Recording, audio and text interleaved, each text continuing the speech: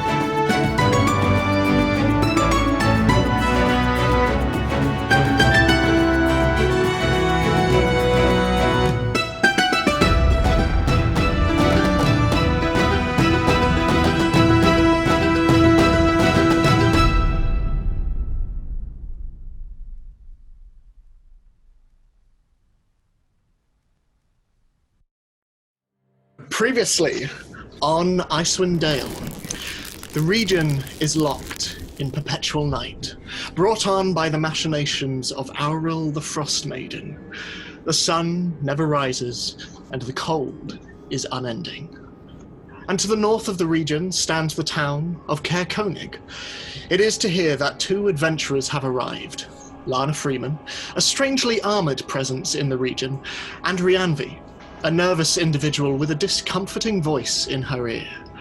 Meeting with your guide, an Usuri by the name of Ognan, you were led to the house of Esther Blutfist, your employer, where you also met the Tabaxi, page of the book, assisting Esther into her research of a recent acquisition from beneath the ice, an automaton by the name of Gaia, a being with no memory, but seemingly from another world.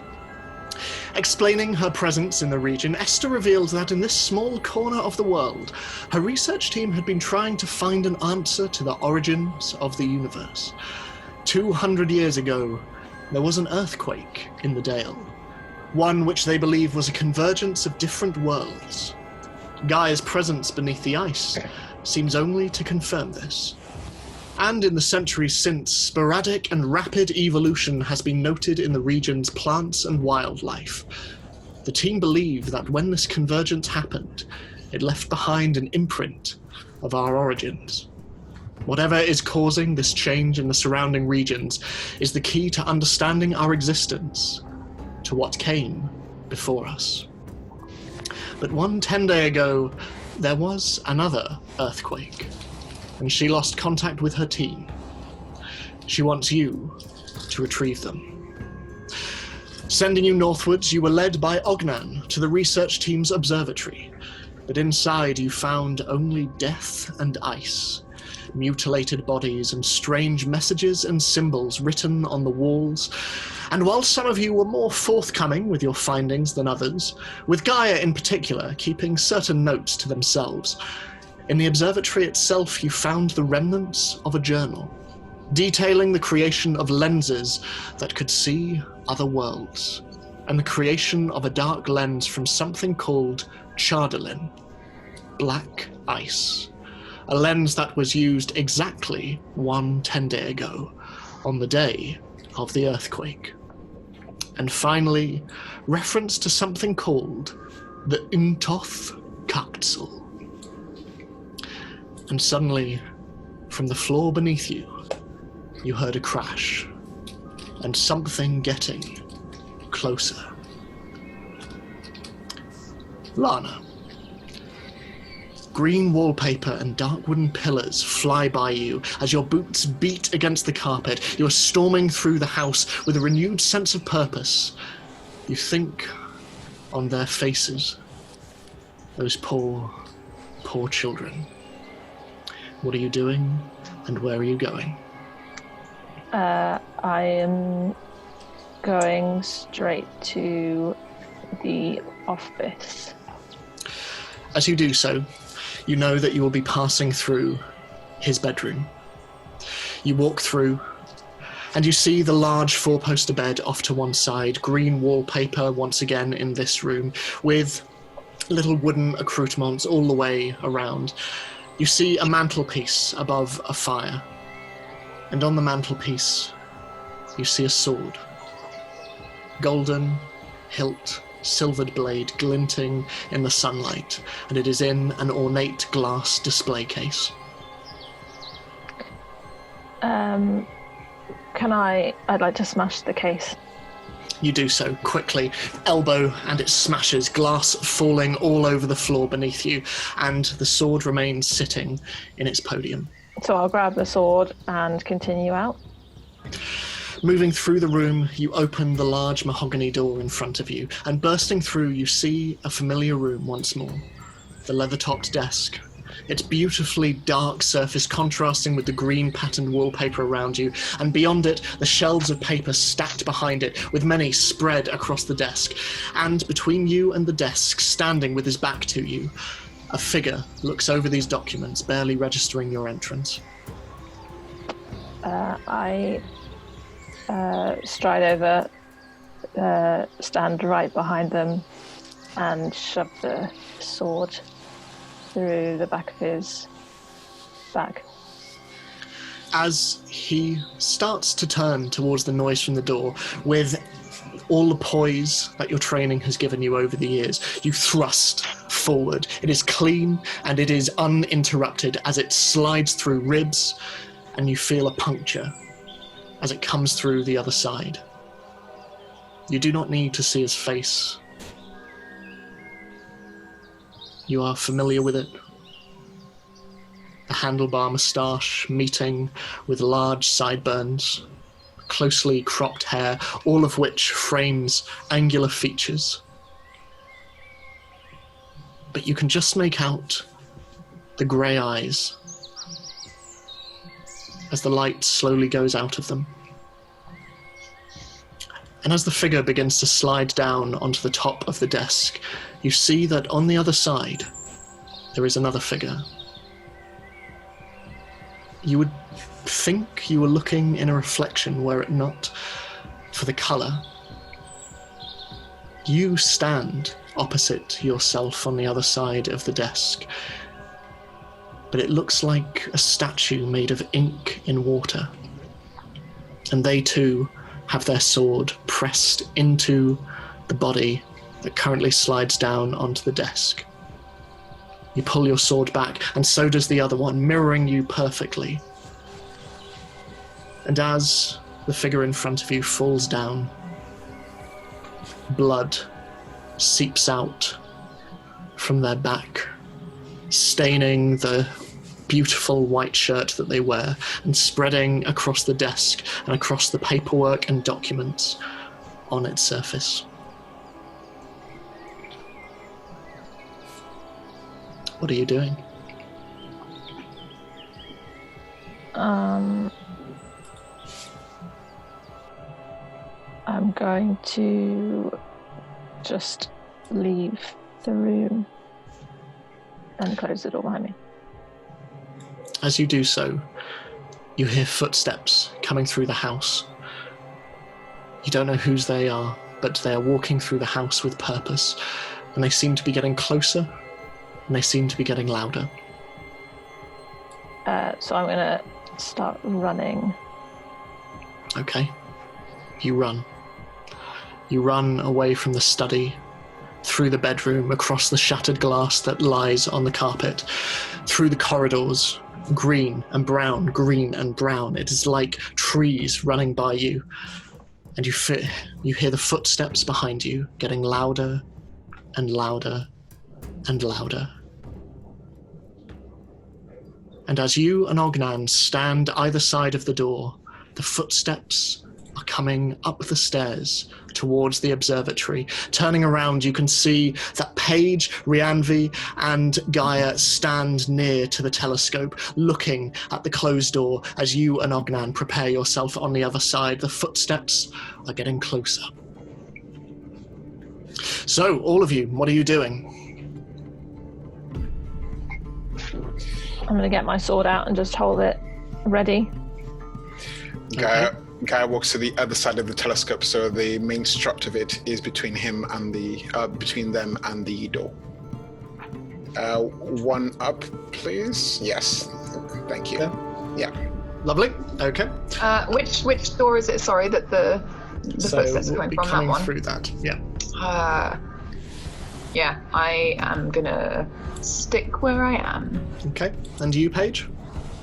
I'm pretty far away from the door. Yeah. Almost on the opposite end.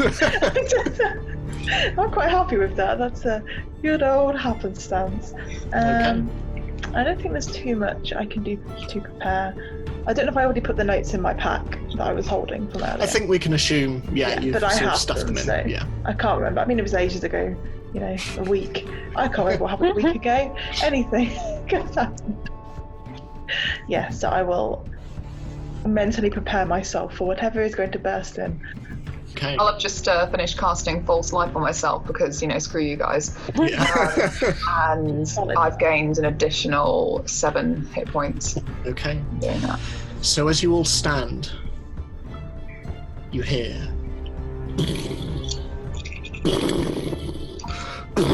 You can see snow falling from the top of the observatory and down onto the stone floor beneath you.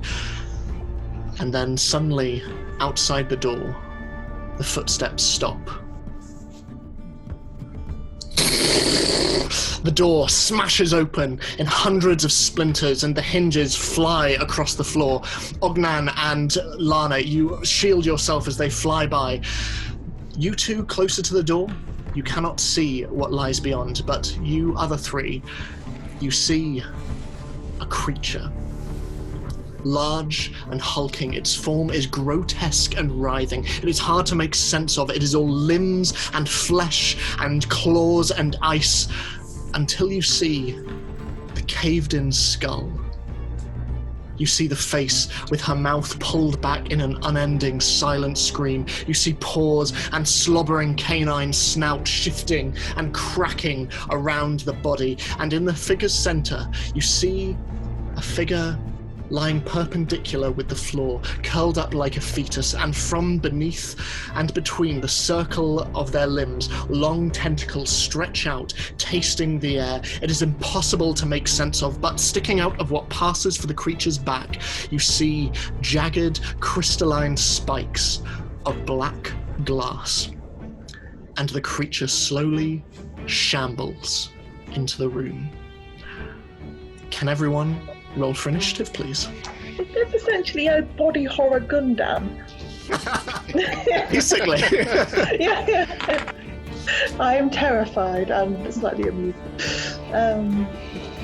Lovely. So, top of the round, in initiative order, so 25 to 20. Sorry, let me just... okay, 20 to 15. Yes, I have 15. Okay. I also have 15. I have 18. 18, okay, so... and then, which, out of Paige and Lana, who has the highest dex? My dex is +2. Same. In that case, do you have a preference as to who goes first? No. I mean, yeah, I'm happy to do whatever. Yeah. I mean, I'm right next to it, so I can you're hit it closer, quicker. so yeah. That would make sense. Okay, so Lana and Paige. 15 to 10. 10 to 5. Oh, sorry, mine was 15 to 10. Oh, what was yours? 12. 12, okay. Nice. And then Ognan. Okay, lovely. As you are all facing down this creature, you also notice that the dogs that came with you are just backing away against the wall, and they are slowly shrinking back into the shadows. They are terrified. So, initiative order. First off, we have Gaia. Yay. Then we have the creature. Then we have Lana. Then we have Paige. Then Rhianvi. And then we have Ognan. So, top of the round. Gaia, what are you doing? I think Gaia will cast Mind Sliver, which is a cantrip. Disorienting spike of psychic energy into the mind of one creature you can see within range. Okay. Range is 60 feet, so that I take it is in range of the creature. Okay. So the target must make an intelligence saving throw. Okay, but first let me roll for attack. Come on. It is 15. For what, sorry? Cantrip, do I have to cast as an attack for a cantrip? So if it's just a saving throw, I just need to make a save. You just need to make the save. So it is an intelligence saving throw. Okay, and what do I need to beat? DC is 15. 15. It fails, but as you bring your hands up and gesture in the direction of the creature, moving your hands in the way that you remember. You do not know how, but you remember the phrases, you remember the movements. But as you point in the direction of the shambling creature, it appears to do nothing. Well, I'm useless. So, So, what are you doing? Are you moving at all? I'm staying where I am. Okay, lovely. So, it is now the creature's turn. So, can Lana and Ognan, can you make a Constitution saving throw for me, please? Yes.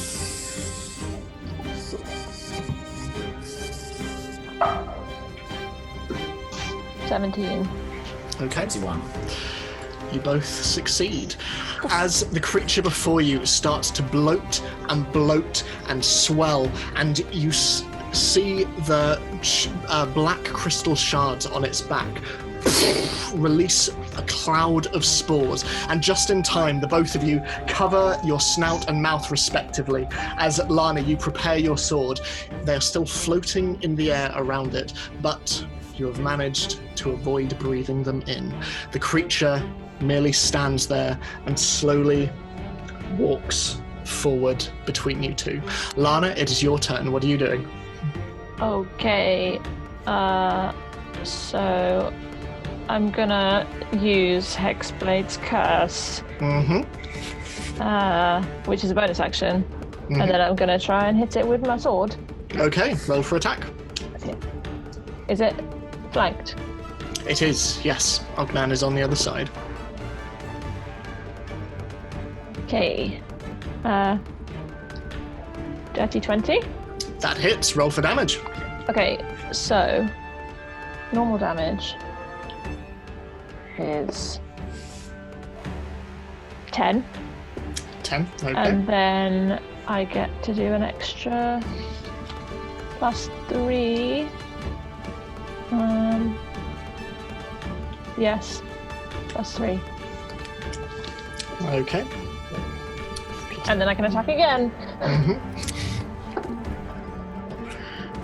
Ooh, yes. Okay, so I rolled a 19. I'll roll it again, it doesn't make any difference.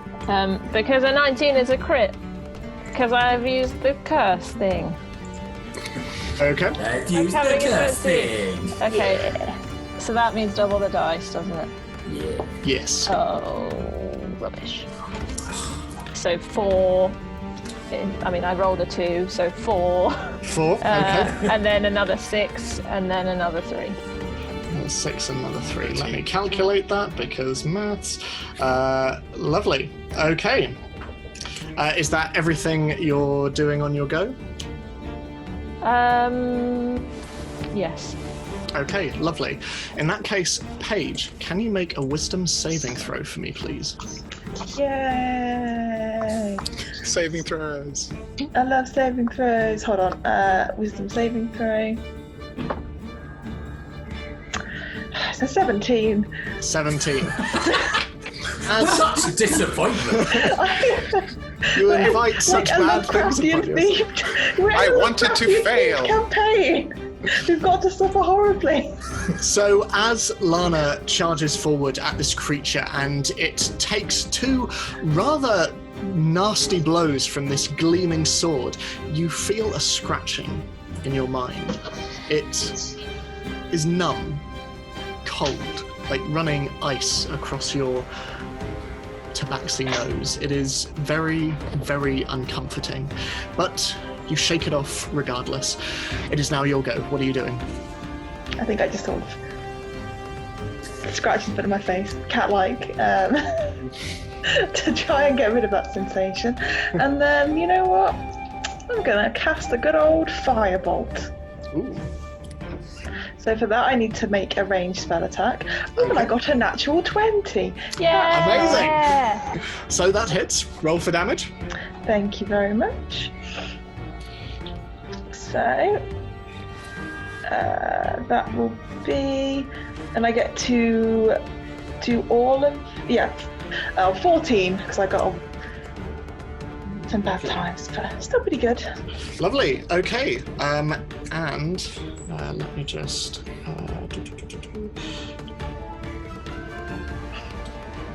So, as Paige, you stand there on the slightly elevated platform next to the telescope, bringing your sort of humanoid paws around. You collect a small orb of fire in between your hands, and as it illuminates your white and spotted face, you throw it forward and it shoots between Ognan and Lana, and as it impacts inside the middle of these tentacles that stretch out, you see the tentacles stretch in and curl in on themselves, almost like a spider that is dying, and then there is a from within, and you can see reflected on the inside of the black glass that forms its spine, fire, orange, echoing inside its body. however much damage you expected this to do, Paige, it appears to have done much, much more, as it appears to be coming out of the various mouths that come out of this creature's form, and you can see that out of the outstretched, silently screaming head at the top, there is smoke billowing out. It is very uncomfortable, and there is a strange, horrible squealing sound from inside, almost like nails scratching down a chalkboard. It is uncomfortable, and it reverberates around the room. Is that everything you want to do during your go? I would say so, yes. I mean, it's good that it's damaged, but I don't know if setting the giant shambling horror on fire was the best strategy. So, now that I think about it. Rhianvi, it is your go. What are you doing? Ooh boy, okie dokie. Right, so first as a bonus action, I'm gonna cast Hex on myself. Okay. I can do an additional 1d6 necrotic damage. You cast it on yourself, or you cast it on the thing? Well, I cast it on myself. Let me just double check. I'm pretty sure you only. I think Hex is on a creature. Like On Hunter's something Mark, else. I think. Otherwise, it means you do extra damage on yourself. Yes. Unless yeah. you intend to, like. No, I cast it so that I. Imaginate. Oh no, I didn't cast it on myself. Cast it on the creature. That's what Yep. I meant. Shortest, It's already going really well. shortest character development. Not me. Cast it on myself so the creature can do extra damage. Why not? Yeah, Rhianvi's a Yeah. masochist. Cast it on the creature as my bonus action, and then for my action, why not? Let's give it a go. I'll do. Let's just use all of my spell slots in one go. I'll do Scorching Ray. Scorching Ray, okay. So that is. So I create 4 rays, and I have to roll for each of those. So that's a. 18. 18, that hits. Okay, so do you that'll want to be- just roll all the various ones that you're shooting across, and then we'll roll for damage? Oh yeah, sure. Yep. What? So roll each of the attacks separately first, and then do the damage. Yes, yeah. Just for my own not very mathematical So that's brain. 24. 24, that hits. That is. Oh, that's not great. What's 8? 14. 14, that misses, unfortunately, so one more left.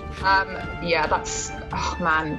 26. 27. Jesus I Christ. thought it was going to be bad. Yeah, I can't do math, so I'm just like, ugh. Okay. all 3 of those hit, so roll for So damage three for hit. all of those. So that'll be 3d6. 2d6 will be, oh man, will be, well, one of those will be necrotic damage. Okay. I'll just tell you what the, so fire damage, I'll do the fire damage first. So Okay. that's 10 fire damage 10 fire for damage. the first beam, and then 2 necrotic damage, and then for the second beam is 7 fire damage, and then 6 necrotic damage, and then for the third beam is 5 fire damage and 2 necrotic damage. How do you want to do this? Yeah. I look like super scared and timid in the corner, and then suddenly I just unleash all of this. So, as you all watch, as Rhianvi slowly backs away a little bit, her very thin frame almost enveloped by the fur she's wearing, her hands just shaking, she just, and you just see that rushing through the room, this, as these motes just fly forward. One Ognan you have to duck as it goes just off, but the other ones hit the center, one after the other, and slowly you see this creature just begin to wail and squeal, and you can see bits start to fall off. You can see jawbones, you can see tentacles writhing and starting to sort of entropy down into the ground as this thing just falls and shrivels and starts slowly to whittle away into little more than ashes. It is done.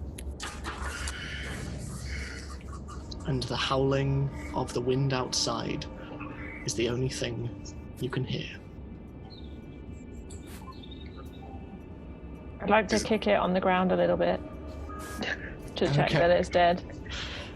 It appears to be dead. Is everyone Whatever alright? this thing is. I don't respond, and I'm just like shaking in the corner somewhere.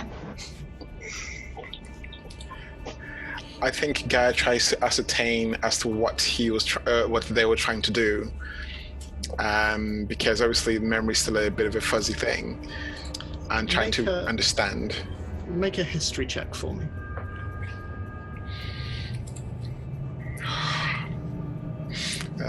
History is.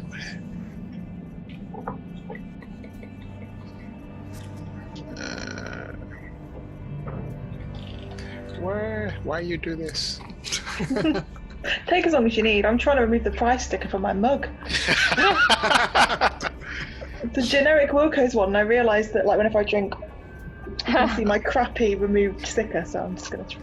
I honestly had my character sheet up and running, but I don't know where it's gone. So I'm just. What's everyone else doing while Gaia please. stands in the corner, desperately trying to remember? Just twiddling our thumbs. Apt, really.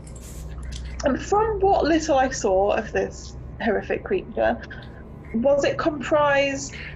Did I notice every body, as in dead body we had seen on the creature? There isn't anybody unaccounted for. I would say as you all sort of took in the creature as it came in, even for the briefest of seconds that you were engaged with it, you recognize each of the figures that you have come into contact with in how so far appear to have made up the creature's mass. It was less than 6 seconds. It wasn't even a full round of combat. Yeah. Michael, do you feel a bit like left out? Nana is just looking from the ash to Rianzi, fist still clenched. I rolled an 11. 11. You don't seem to understand what you were doing with your hands. It was instinctive, whatever it was. There is, however, something that you do recognize. It is a strange, half-remembered thought. But as you look over to the others, kicking the ash around, and as you look over to one of your companions, you recognize the sword in her hand. You do not know where, but it is familiar to you.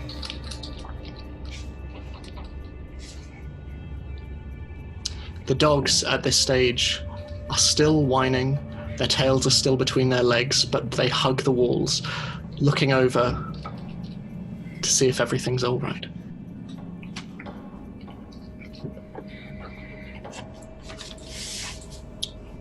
Are these all of the researchers then? I'm asking Paige. Ed, I know obviously there would at least be Carlos to go. How many other researchers do I know of that were there?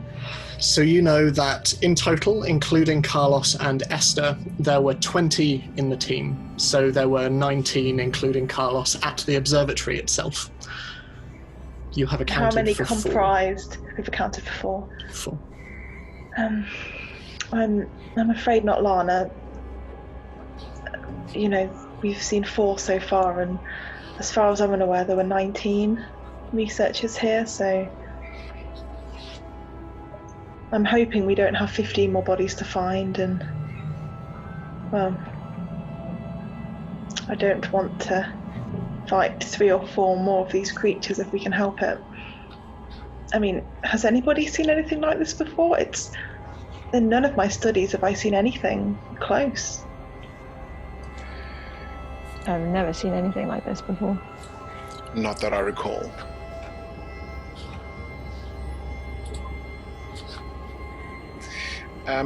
So the body, is it sort of just charred and beyond recognition, really?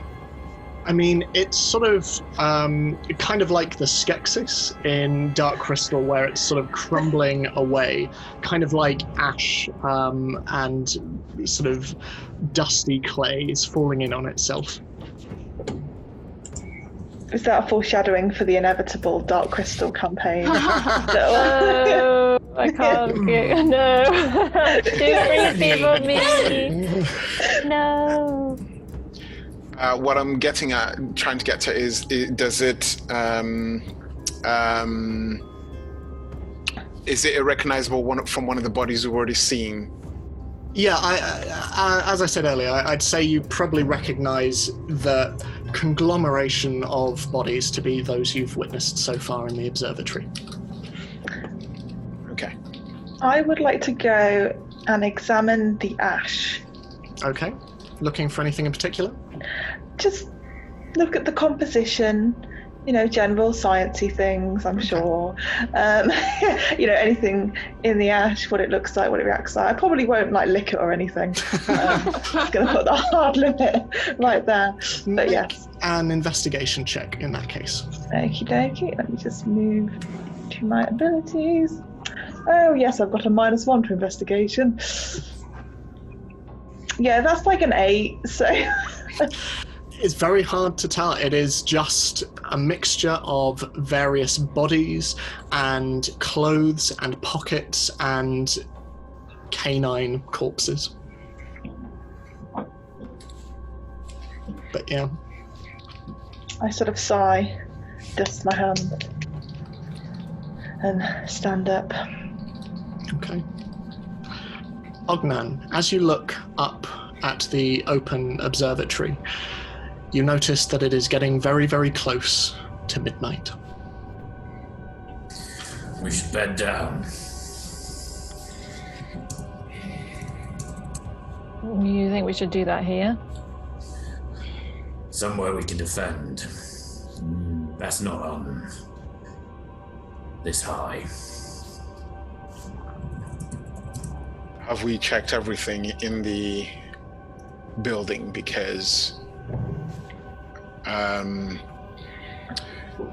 best to sort of check from other positions of things that could be happening. Yeah, Ed, have we basically explored the entirety of the observatory? Looking from the outside, yes, you have explored every room of this building. Maybe we should set up the room downstairs that we broke the door down. Build up some kind of barrier again.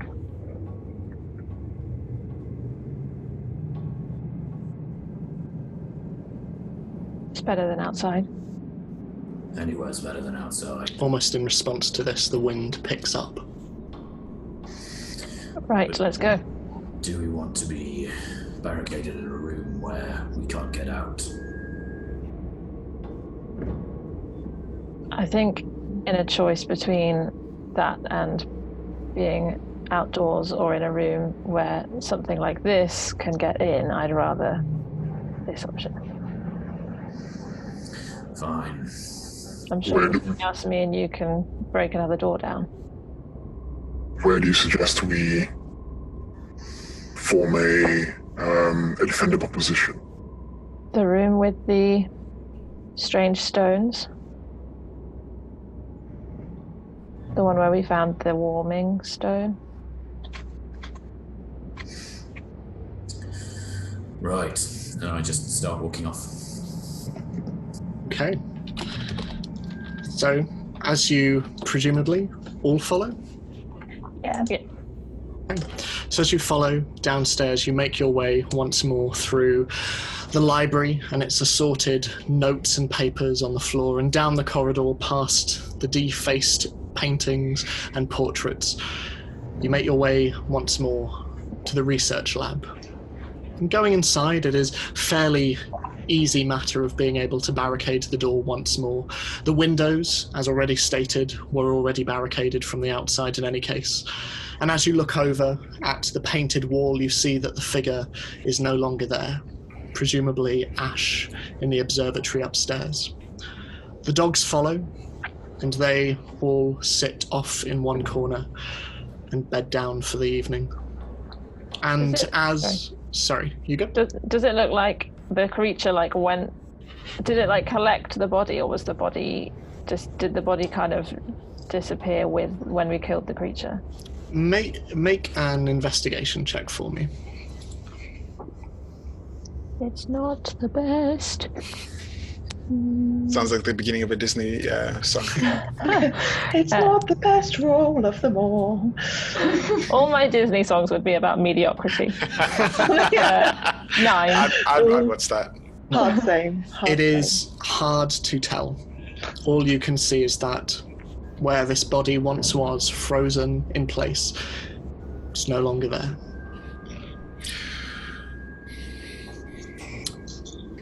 And Ognan, as you watch everyone start to get ready for another long night, you hear from the outside the sound of frost against the walls as Auril's rhyme once more grips the land.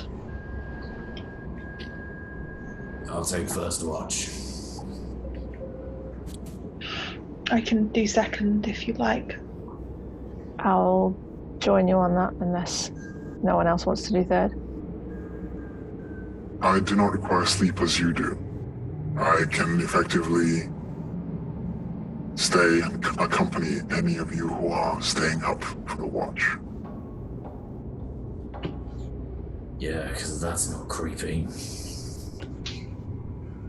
Rhianvi, will you be able to do a watch, or would you rather sleep? I can do watch. You'll take third then. Okay. So, as you all go to sleep, Ognan staying up, accompanied by the somewhat unsettling hum of Gaia as they sit cross-legged, assuming their position from the previous night behind you. Can you make a perception check for me, please? Both of us? If you'd like to, yes. 9. Not helpful at all. I just rolled a 3, so that'll be 4. Both of you sitting in the room, and Ognan, your ear occasionally twitching as you just hear the rather droning sound from next to you. Neither of you hear or see anything. The dogs occasionally whine in the corner, but outside of that, nothing. So, do you wake up Paige? Yeah. Okay. So, as Paige, you're woken up, and Ognan, you presumably go to sleep. Paige, can you make a perception check for me, please? Would I also wake up Lana? Because she said we would do the shift together. Absolutely. You just leave us sleep. I was like, yeah, you sleep. It's like, take So that. soundly. Yeah. Yep, I wake up Lana. So Lana, you too wake. So, anyone who wants to make a perception check, do so. Ooh, I got a 20 that was unclean. Okay. Does that mean I can roll again? Just a 7 from me. 7. Paige, as you are sat there, and Lana, as you also glance around, the howling of the wind and the battering of the windows outside filling the air around you.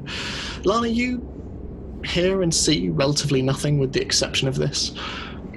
Paige, as you sit there, you notice a couple of things. On the lookout, as you always are, for paperwork and any bits of knowledge that you might come across. You look around this research lab, surely a repository of exactly the sort of thing that you would be inclined towards. And you see a logbook off to one side. Sort of near the entrance, it appears to be where the team would have signed in and out as they exit. But also as you look around, and you look over towards Gaia to make sure that they are still functioning all right, you notice in their pack couple of bits of paper just sticking out of the top.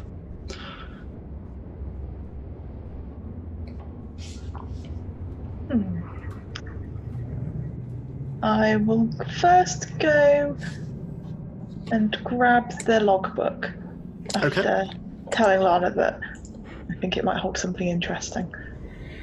and then I'm proved wrong when it's yeah. So yeah.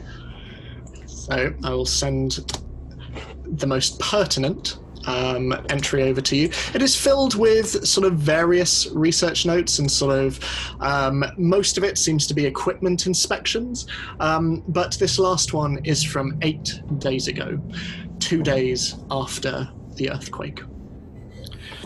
Lana, is there anything you want to be doing while Paige is doing this? No, I don't think so. My last attempt at conversation with Guy didn't go very well. I think I've been put off a little bit, so I'm just going to sit. Funny enough, Guy would like to initiate the conversation. Ooh.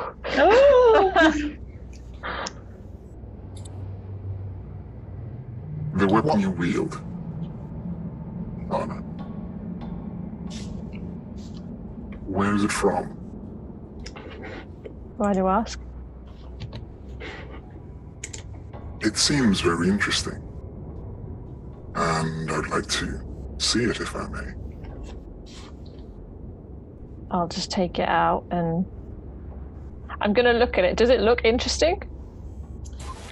Make an Arcana check.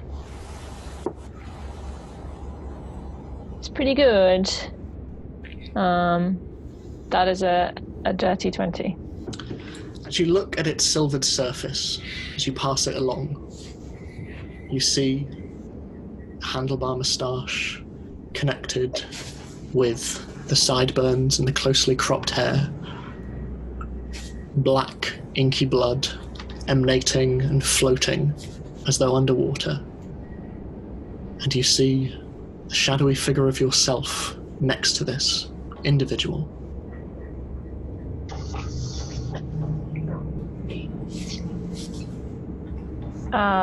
I'll hold it out to them. It's ancestral. Please be careful. Of course. And Guy takes the weapon and starts to examine it, hoping to find what sparked their interest. Make a history check for me. 3.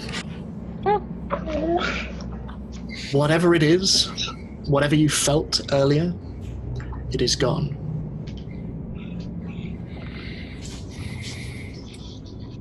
Have you had this weapon long? Do you know its lineage? No, I recently came upon it, but it's all I know is it's been in the family for some time. I actually am hoping that this is the area that it was maybe created. It seems an exquisite weapon. Are you knowledgeable about these things? For me, I am still trying to piece what seems to be a short time of my existence.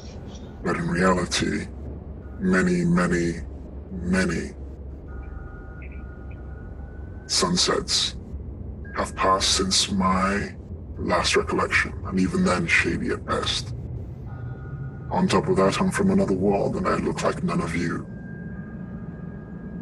So anything that could help me remember, even if by instinct, I will look to examine and find my way back. Interesting. And I'll take the weapon back. Hand it back. You see this exchange page between Gaia and your new friend as you look through the logbook. I'll make my way back over and sort of smile at them both. I hold up the logbook. I think I know where the rest of the research team are. They've decided to ascend to the peak of the mountain with the guide they spoke about. Mm-hmm. Ascend in a literal way or in a metaphorical way? I mean, the writing is much more coherent than the last journal I found. It talks about Carlos and Silas, who must have written the prior journal, arguing. They locked him away. 4 of the researchers stayed behind to guard him, and the rest of them decided to ascend the peak. What's at the peak? Do I know what's at the peak? If there is anything at the peak? From the documents that you have read, you do not. The document says nothing about what might be there. I assume something they're looking for, but it gives me hope that, well, we saw the observatory. Whatever condition Silas is in, it's probably the same as the rest of the poor souls left here, but that leaves 13 other people that could still be alive. And I might even be ignorant of what's happened here. So you know where this peak is? I mean, it's essentially up the mountain, right? I'm just like, yeah. Yeah. Ognan might be best placed to guide us than I, but as far as I'm aware, it's a fairly... I mean, I've never ascended a mountain quite as high, but I think there's only one direction to go, so not a huge chance of getting lost unless the storm turns us around. It seems we have our next location. I would say so. Probably well found. best. Thank you. It caught my eye. I don't know why I didn't notice it before. You know, I suppose too distracted by the bodies, but... It's understandable. Yes, I've wanted to come here for a while and... Well... Not like this.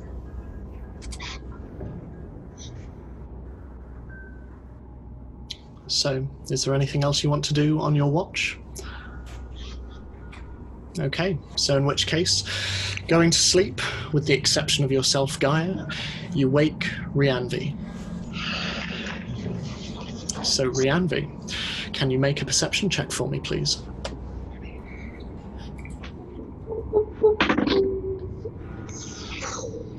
Natural 1. Oh. As you sit there, sort of very aware of Gaia sat nearby, you are unable to focus on anything, because once more you feel a hand on your shoulder and the voice in your ear. That was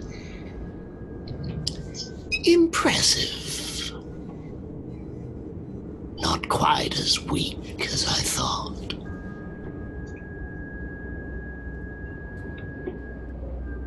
Considering I thought you barely capable of looking after yourself, you're holding up rather well.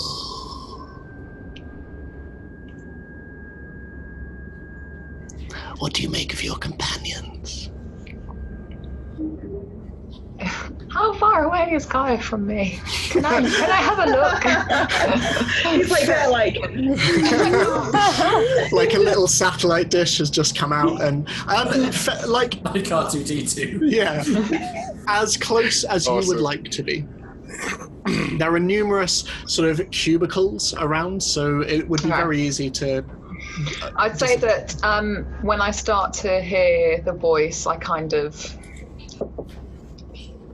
do a little bit of a walk around the other side of the room, but look as though I'm actually being really, Watchy. Yeah.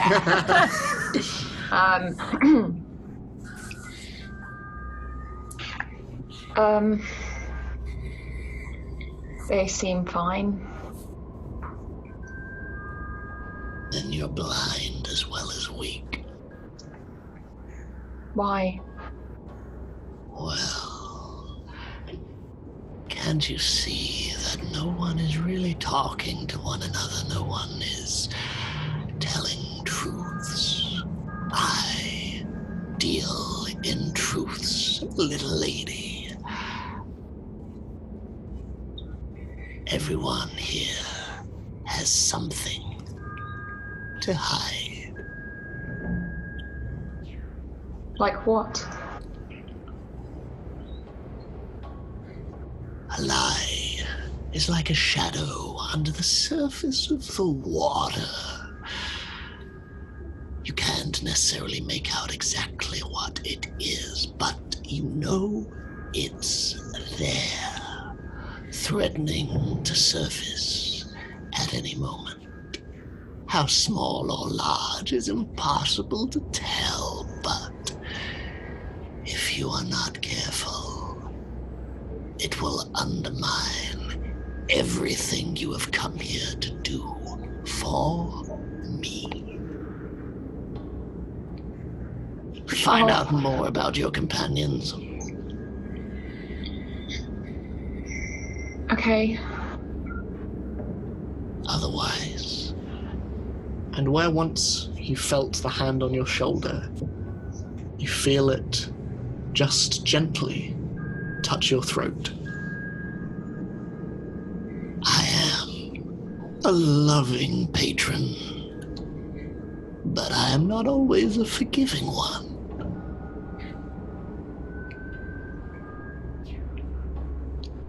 Do we understand one another? Yeah. Good. And the touch is gone. I'll see you soon. And you are once again alone.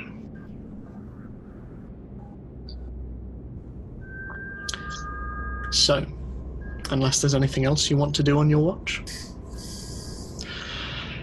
you all rise. It is cold, and it is dark in the room with all of the windows shut up, but the night passed quietly and safely. What are you all doing? Eating my rations. Lovely. Yeah, I feed the dogs some knucklehead trout. They are enthusiastic in this, though they seem still very much shaken from the previous day. Paige, do you want to go first? Oh, I was going to say, maybe what you were going to ask is that I will relate what I found in the logbook to everybody. That Silas was the person locked in the observatory, who has presumably escaped in some sort of madness, and the 13 other researchers have decided to ascend Angstrom Peak with the guide that they spoke of, that I believe was some sort of mysterious monk, if I'm not mistaken. Yes, Do we have the name of the guy? No, it just says that guide of theirs. Oh, yeah. That wasn't in my character voice. Not that I'm doing a character voice. Well, what was really? the name of the... How do you spell the name of the place, the peak? A-N-G... Yeah. S-T-R-O-M, sorry. Angstrom. Yeah, got it. Were you going to ask something, Michael? Yeah, do I know where that is? You would know from both your knowledge of the region, but you would know that you are almost directly next to Angstrom Peak. And more so, you would know that it would be around 5 days in order to climb to the peak. Okay. I would start to nonchalantly look around the room, but also make way back to where the telescope room was, please. Okay. So, Gaia, you all notice, opens the door and starts to wander around. Where are you going?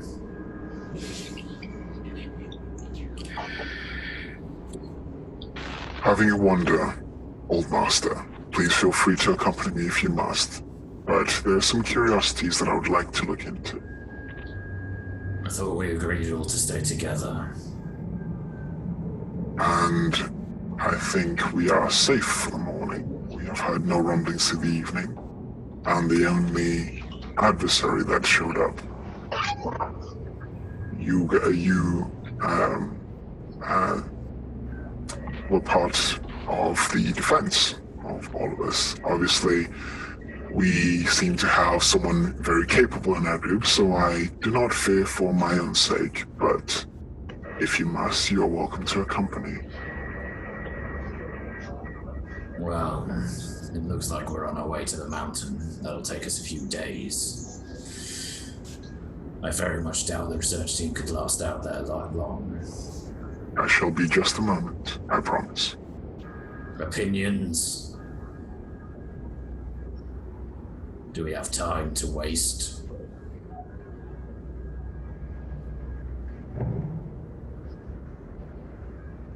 If you're quick, it doesn't affect me. As I said, I shall be just a moment. I don't know if you should go alone, Gaia. You may not have a massive regard for your own safety, but, you know, if you were hurt, I don't think I'll be able to forgive myself. And, well, would you like to greet Esther, knowing that I'd allowed you to cause the harm? It would be, almost as bad as some of the horrors we've seen here. Would you like to accompany me? Yes, I think so. If everyone agrees. I'll wait here. I promise her we shall be just a moment. So, as Gaia and Paige leave, the three of you, is there anything that you want to be doing in their absence?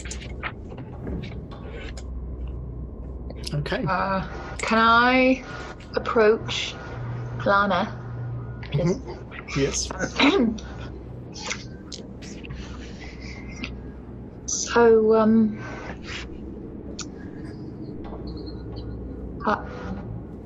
like your sword. Thank you. I like your hair. Thanks. What were you doing before you came here? Well, traveling mostly.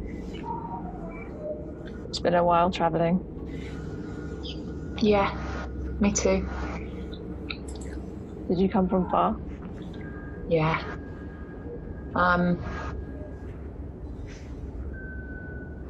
I kind of,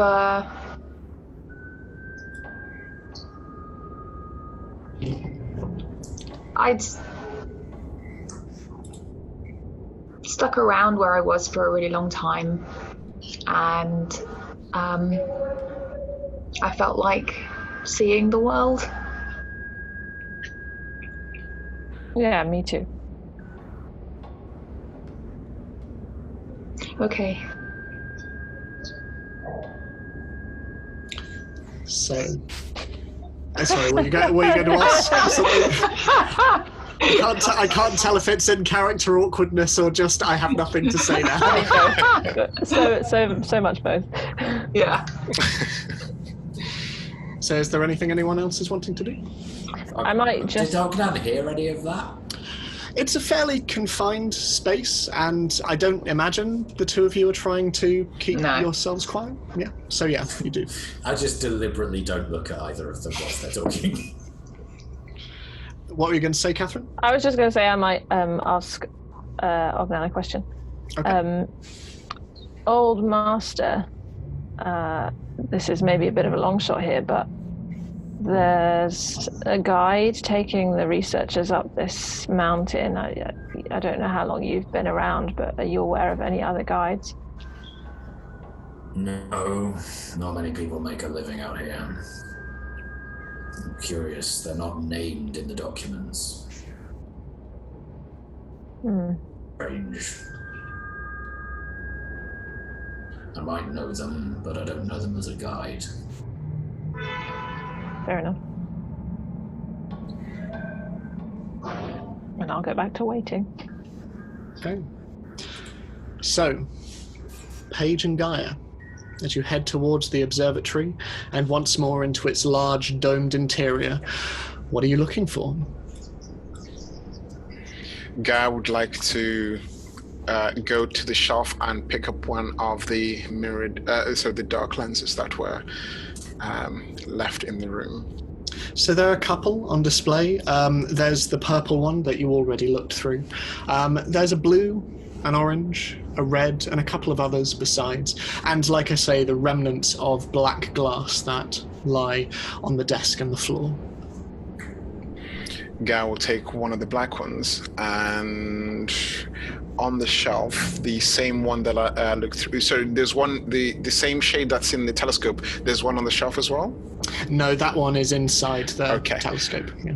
I would like to take the one that's in the telescope and a piece of the shard that's left on the floor. Okay. It's not the same thing, is it? No, they're different things. Yes. Yeah. Okay. So you have one sliver of black glass, the same that you have seen jammed into the eyes of those remaining in the observatory, and you have a whole purple one. Paige, is there anything that you're wanting to look at? Ooh, you're muted, Jess. Because I poured my drink, I was like, let's stop the audio poison. And now I've just made more by having to explain why I muted it. So it's terrible. I think Paige would mainly be interested in what Gaia has come back to see. I think she will say, that was the lens, wasn't it? That he said saw the sky of another universe. Was that? Did it let you see the sky of your universe? If memory serves, just a quick question. I did see the cosmos that I am aware of. I seem to remember. Through the purple lens, you did, yes. Having looked through the telescope, I saw things that I remember. Things that I can't explain to you how, but triggered memories and seemed familiar. That's wonderful, Gaia. That's such excellent progress. I'm just sorry it came at a time like this. I mean, you know, if we'd come here on a trip and happened to come across it, we'd be celebrating right now. One of us would be drinking. We'd have to flip a coin to see which one. I remember when you did try and eat and drink a little, and it went very interestingly the first time you were at Esther's. I do not have mechanics for digestion of food. Yeah. However, during the confrontation with the large creature, I did feel strange, but I don't know why. And I'm hoping these might shed some light, because Esther might take a look and perhaps help shed some light. I'm sure we'd be able to look at them back at the lab. I mean, I'd be interested to see if the lens works outside of the telescope. We shall see. And seeing as Old Master still has distrust, I must confess I did do something untoward that I felt was more instinct than anything else. And I pull out the guy pulls out the couple of notes from the pouch. I did see these guys. I didn't want to cause a fuss with everyone else in the room, but what are they? They seem to detail events that happened in the lead-up of the most recent disappearances, and perhaps could shed some light in what is to come ahead. Obviously, in here we found the body of Silas in the observatory, and I think the lenses may have had some influence on his sanity. But when I looked through them, I was unaffected, as you can see. So I do not know who will and will not be affected, hence perhaps taking one for further study might shed some light. I nod. And I'm reading through the notes right now. So, as you return to the research lab where the other three wait, what are you all doing? Can I, as Guy is leaving with Paige, let's Paige walk a few steps ahead. And is the carcass of whatever we fought still there? It is very much still there, yes. As Paige turns the corner to go, I'd like to see if I can cast prestidigitation to clean up the ashes of that. You can. And as you wave your hand, almost absent-mindedly in its direction, they curve up, almost in an upside-down tornado, and disappear. Gaia says nothing and continues off the page. Okay. So in time, the other three of you are met by Paige and Gaia. What are you all doing?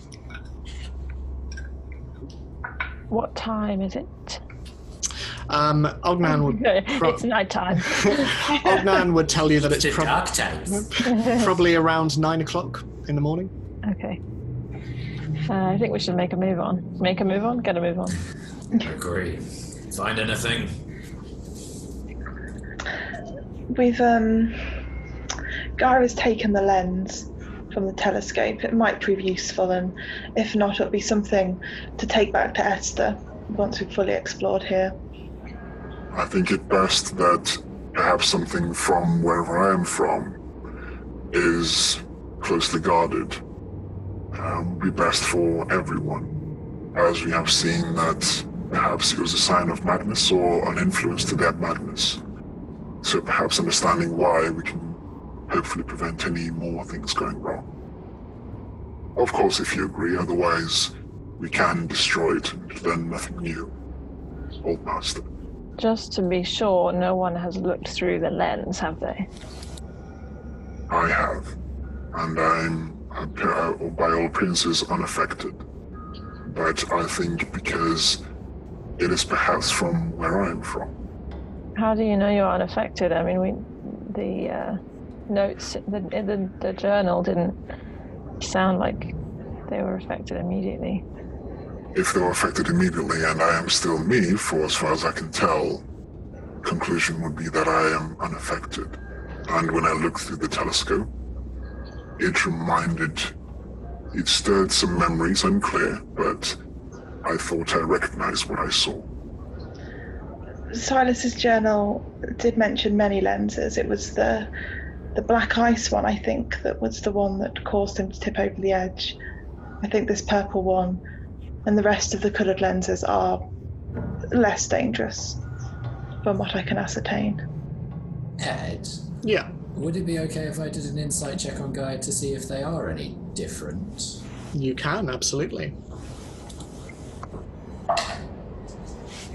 That's balls. Can I do the same, actually? Because I think I'm feeling suspicious. 10. Yeah, of course. Suspiciousness, yay! Yeah, 11. That's robotic, automaticist of you guys. Gaia is implacable, and Gaia appears to be Gaia. It is very hard to get a read on them. Well, they don't have facial expressions, so... Yeah, but they appear to be acting exactly the same as they did at the start of this journey. Okay. In the journal, did the person go crazy straight away? I can't remember. It was a few days later. It was pretty much the day of, or at least the day after, from the journal. Okay. So, what's everyone doing? Shall we head out? To the beak, then. It's not my decision whether we break the lens or not. I'm just the guide. Well, who wants to share a sled with me? We can share it again if you'd like, Lana. I think that would be nice. Yes, I trust I wasn't too bad of a travelling companion last time. No, I mean, we didn't speak at all on the whole journey, so... Yes, sorry.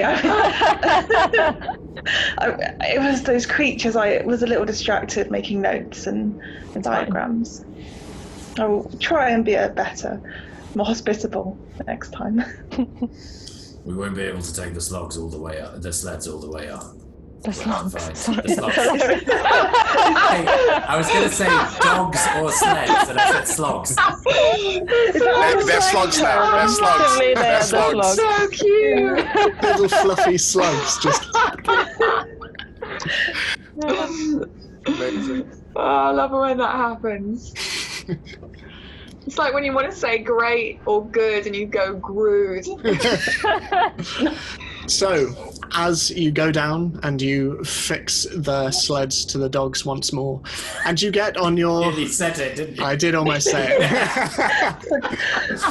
And you get off into the icy wastes. Can I just have a word with Lana before we go? You absolutely may. I just say, nice sword, and that's all I say.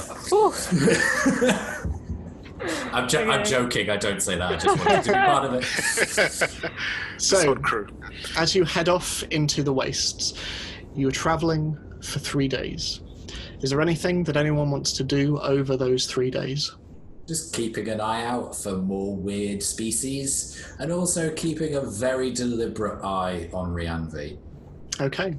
So I would say anyone who's interested in keeping an eye out, make a general perception check for the entire journey. Come on, rolls. Freaking 3! General perception, was it? Yeah. Dirty 20. 6. 14. Club. So, over the next 3 days, as you're all travelling, it is a rather more pleasant journey, as much as it can be, thanks to the thermal cube that Paige now has. It seems to keep most of you relatively warm as you travel, and certainly whenever towards midnight you hide in the caves of the surrounding region, it helps immensely. Towards the end of the first day, you see something on the horizon, and it is you, Gaia, who notices it first.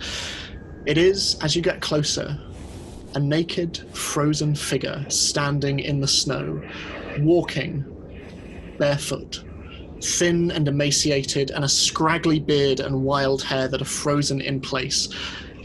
And as you get closer, you see that in his eyes are jammed black glass. His fists are bloodied, and the bones can be seen where the knuckles are. And in his arms, he cradles a small pile of smooth black glass. And you also see on top of this a small opaque stone.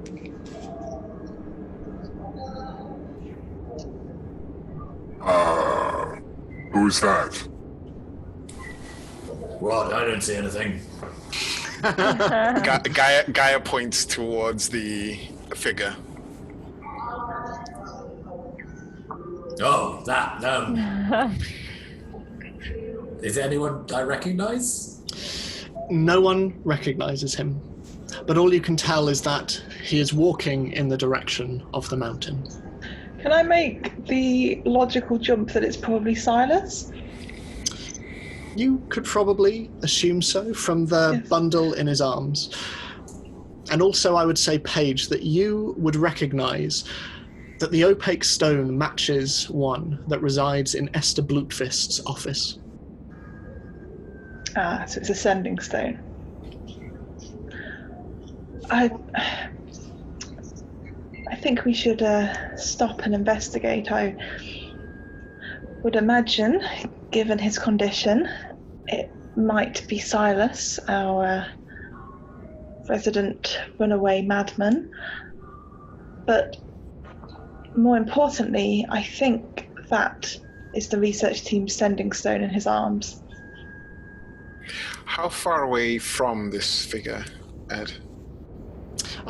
You've drawn up fairly close at this point. Gao, I don't know if this. I'd like to see. Gao would like to see if they are acting in a way that they're not themselves, as in they're not sort of because obviously they would have sort of learned from Esther and Paige how normal people react. Are they acting out, aside from being completely nude? Does it look like they're being driven against their will towards something? I'd say make an insight check. Wait, is the figure moving or are they frozen? Frozen in place. Oh, Frozen okay, so in they're not place. moving. Yeah. Do they look dead? Oh, very dead. Oh, okay. Yes, very 10. dead. 10. As frozen as the figure is, and as still as they are, ascertaining sort of impetus, it's hard to tell. But it is getting late in the day. Do whatever you're going to do, Paige. I don't think we have a lot of time. Very well. I also think perhaps, given that the rest of the bodies seem to come together in some way, that perhaps burning this one is a good idea. Agreed. Perhaps take the stone first so we can communicate with Esther. Yes. I mean, do sending stones get destroyed by fire? Do I know this? Are they easy to destroy? They're fairly hard to destroy. They are rock, so you'd need quite intense heat to melt one down. Yeah, and magic items tend not to be destroyed that easily. Yeah. Cool. I dismount and go towards the frozen mansicle. Okay. So I follow in an attempt to try and shield Paige in some way, shape, or form, should any harm come to her. Yeah, okay. Ready myself in case this thing moves. Walking over, Paige, you reach out tentatively. As all of you hold your breath, she picks up the stone, and nothing happens. And, for expediency's sake, you do indeed burn the body. I'll just firebolt it, I think. At this range, it's remarkably effective, and you stick around 120 feet range, so... Yeah.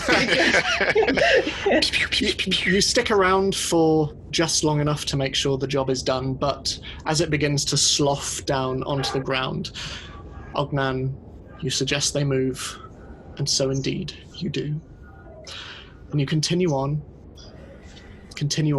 up the mountain for another day, and then another.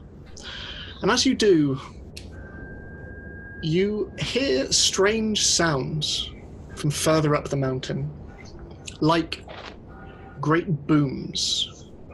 Very irregular, but more and more distinct as you get closer. Gaia, you recognize these as being some kind of explosions. But nevertheless, you continue on as they echo throughout the valleys. And as you get closer, it takes the dogs a little more effort to continue up with you. Are you keeping the dogs with you? How are you all at climbing? I think I'll be fine. I do not know. Then let's find out. Also, can someone sending stone Esther before we go any further? I felt like we would have done that earlier, maybe. Paige has it, so it'll be... I think Paige would be a little reticent to contact Esther because it's such a load of bad news. Okay. So I think Paige will hand the stone. No, she won't immediately. She will talk with Gaia and ask them if they feel like they might be able to communicate with Esther, as they'll probably be a little bit calmer than she will. Of course. I mean, it's... If you don't feel comfortable doing it, Gaia, I wouldn't want to force it on you, but if I'm honest, I don't know what to say. I wish I could speak to her with good news. Once we've found Carlos and the rest, then I'll feel better speaking with her, but for now there's just so much unknown. And I hand the stone over. Gaia holds their hand out and takes the stone. Okay. What do you say?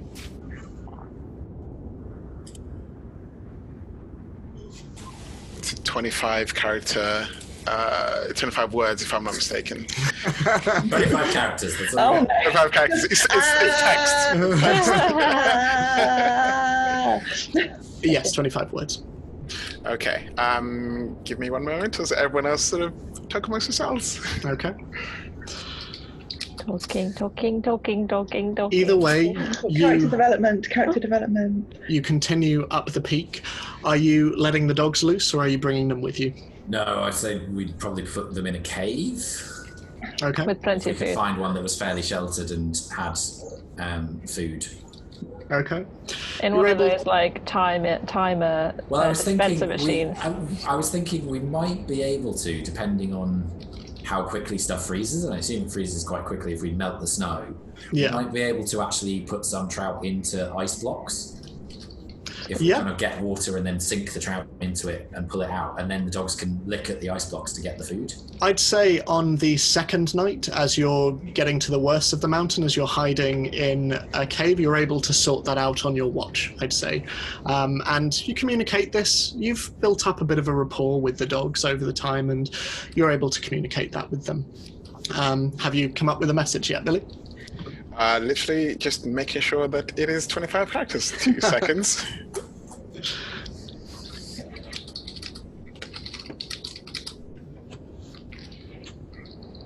I think that is 25. Quick search one. You know what? Because... You like...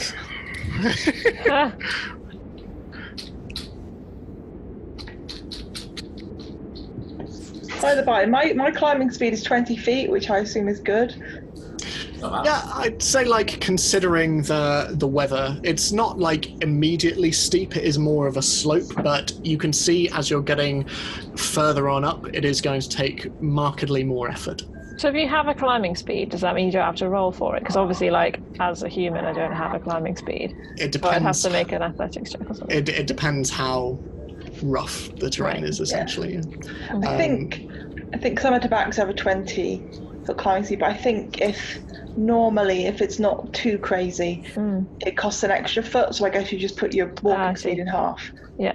But if it's like you're being pelted with rocks, then you roll for something.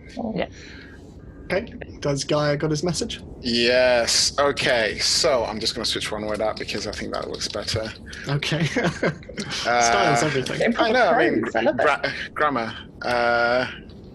Okay. I put in exactly 25 words. I'll just do this one. Okay. We arrived at the station safely. We fear the worst for research team and found few dead. Looking for others at Angstrom Peak. Investigating now. Solid message. Really was. 10 out of 10.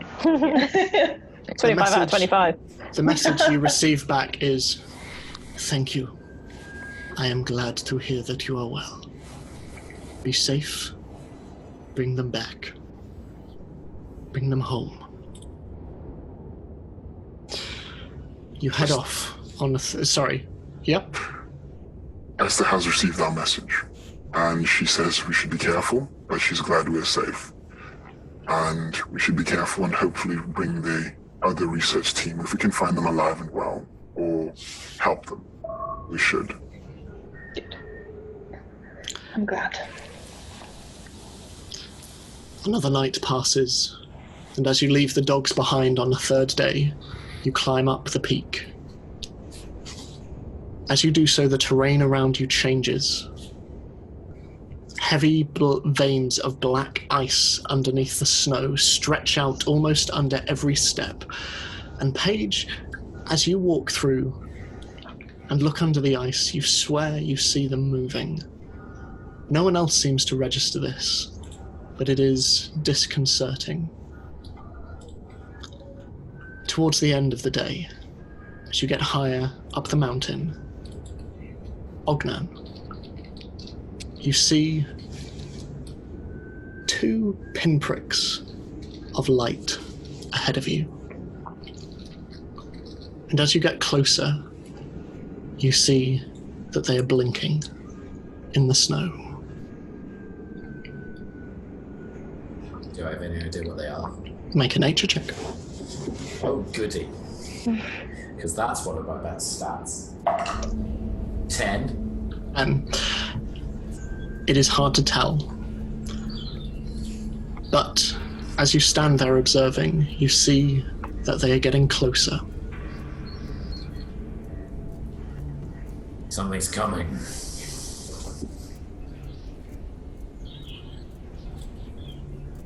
The winds whip around you, and a howl cries out. Is there anywhere to hide? It is very open, and it is very flat. Okay. There are a couple of dunes around, but outside of that, nothing much. Probably a good idea to head around one of those dunes and see if we can get out of its way. Sounds like a good plan. And I'll start heading that direction. Okay, make a stealth check.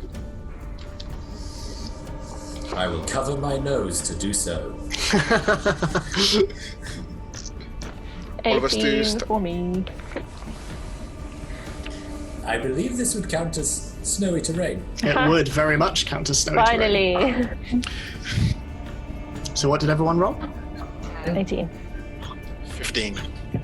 6. Okay. No, it's about cats. So really. So, taking Ognan's lead, you make your way around one of the dunes, the winds whipping around you.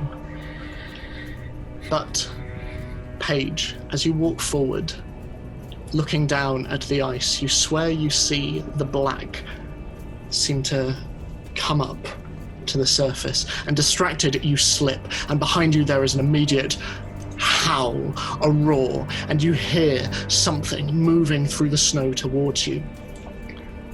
You see a creature coming forward. You would know it as a snowy owlbear, but this is different. Its features are contorted, and as it opens its beak, its maw stretching back, revealing teeth, rows and rows of teeth, and then tentacles sloughing out, falling on the ground, and spreading out towards you. And as you look, you can see that there are other pinpricks of light on the horizon.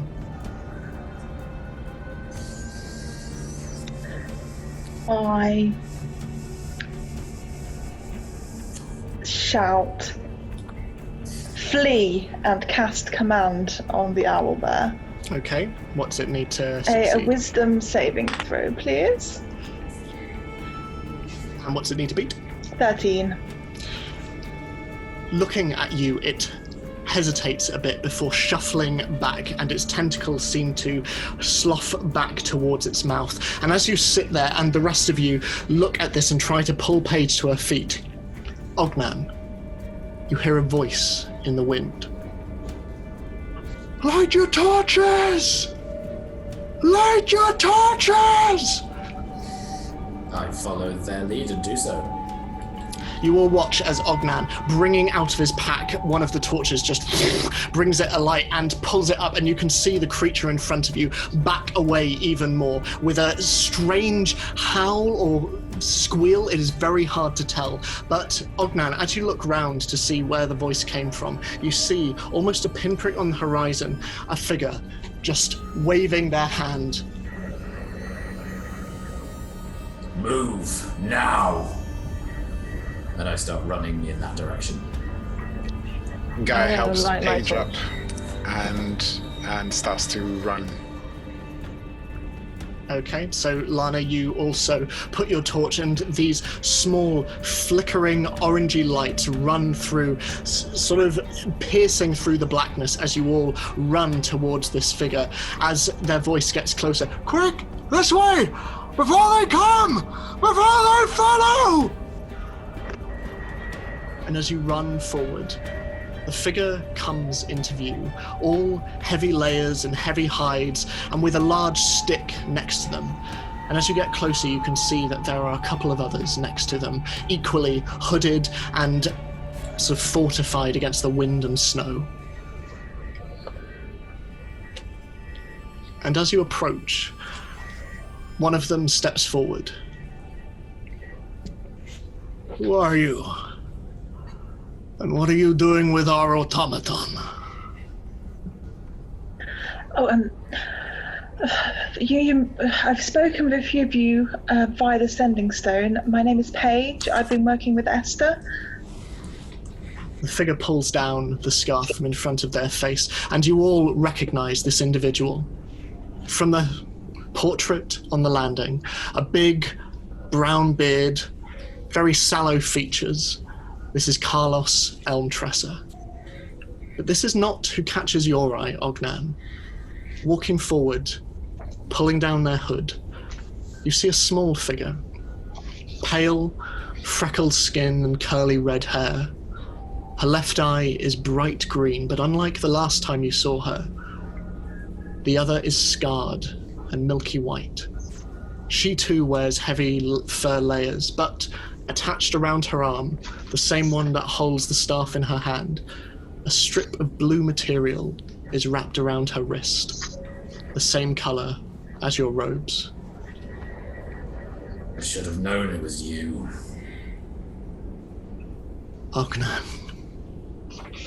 Harry. And that's where we'll take our break.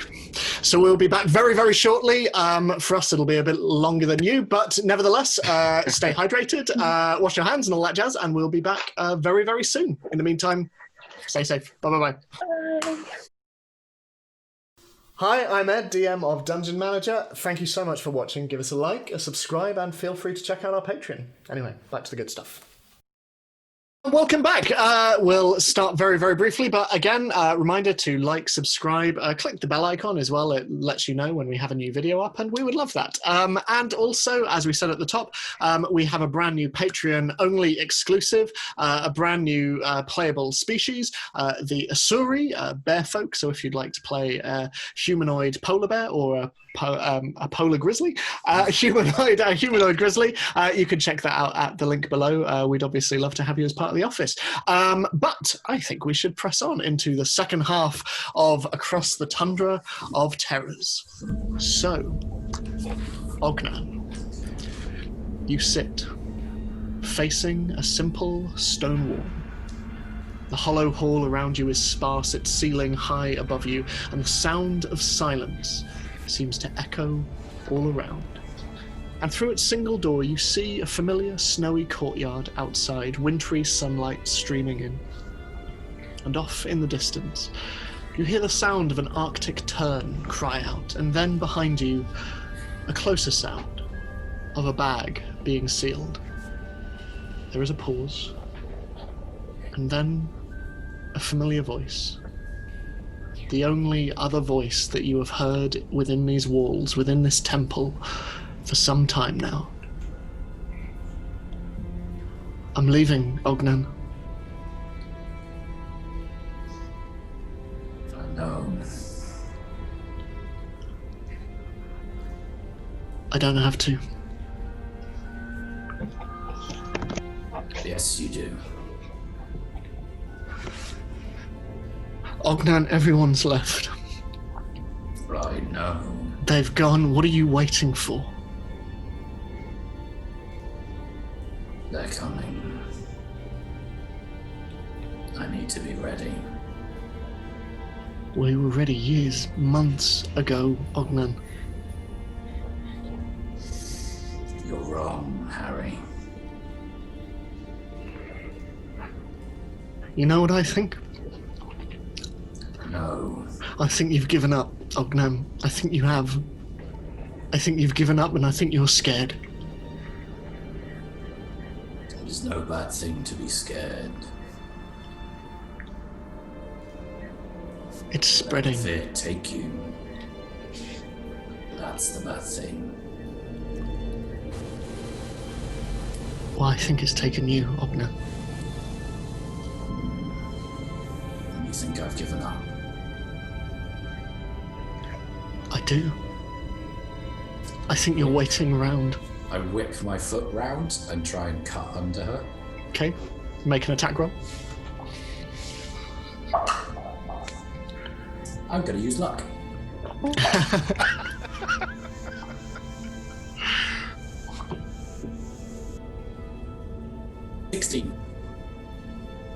Whipping round, your surprisingly lithe and agile body brings your full force to bear under her legs, and she flies back, her red hair swirling in the air, and she hits the ground, her pack sort of cushioning her blow against... Could I try and catch her wrist before she actually touches the ground? Yeah, make a dexterity check for me.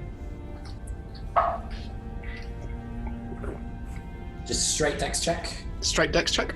23. 23. As she reaches out, you grab her arm, and she sits suspended in midair for a moment, her legs still on the ground, and her body just above the floor. Don't tell me I've given up. She pulls herself up, looking up at you.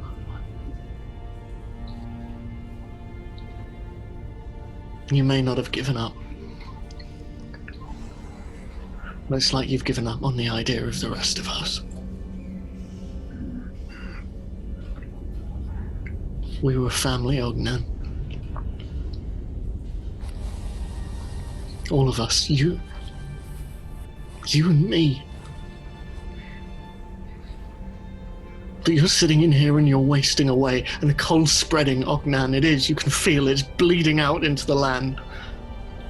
It has to come from somewhere. It has to. And I need to find out where. So we can put an end to it.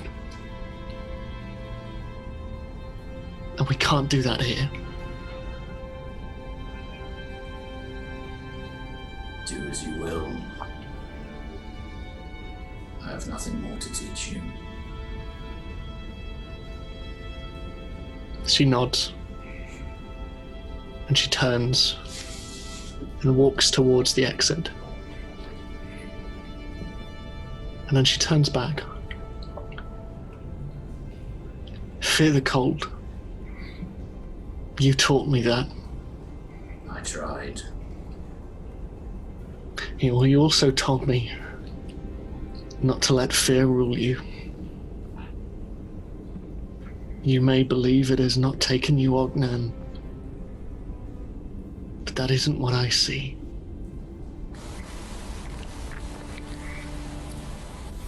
Last chance.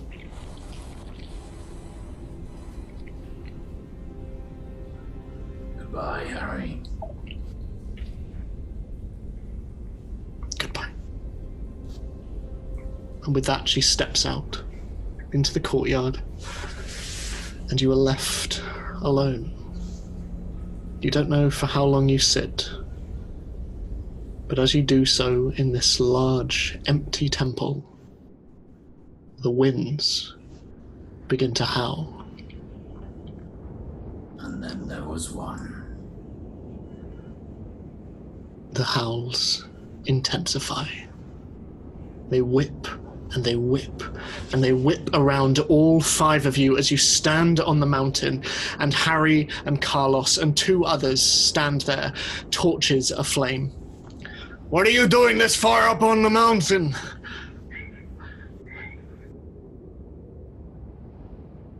Looking for you. Right. Why? Ludwig sent us. Right. Okay, well, he... Is it a he? Paige, the machine, what is it? I lose track. Oh, Gaia uses they, them. They? Well, what are they doing? They shouldn't be out here in the cold. But Gaia offered to help. They thought that if they came here, their memories might come back and they might be able to offer some assistance in finding you, which has worked so far. And I must confess, I did a little thievery and I take out the warming cube. You might have felt its effects already. I did think that the cold had lifted somewhat. It's good to finally make your acquaintance, Paige. I've heard about you. Yes, you too. It's I've heard your voice a few times on the Sending Stone. Well, I hope I don't disappoint. And as this conversation is happening, Harry steps forward with her staff. With all due respect, it will be midnight soon, and the Frost Maiden will be casting a rhyme. I suggest we get under cover. Are you lot coming? I think we Yes. will be. I have many questions. All right, quickly, we'll lead you to the others. And with that, she stalks off into the cold. Carlos turns around to you. We weren't expecting the extra bodies, but provided you have rations, you're most welcome. I've just already walked off after Harry. He seems nice. Come on, let's go. and the wind continues to whip around you, and as it does so, you hear the cries of the beasts further on down the slope. So, as you walk, you do so for around 20 minutes or so, until eventually you come to a small cave. And as you come in, you see flickering orange of firelight from within. And as you enter, you see a number of other individuals. In total, including Harry and Carlos, there are 10 in total. The 8 other researchers stand around and nod at you all, these strange new individuals. And you can see that a number of them are unloading small barrels in the corner. And as they enter, one of them drops on the ground, and Carlos shouts over to one of them, "Hey, careful with those! You'll be liable to blow us all up. Please, come in.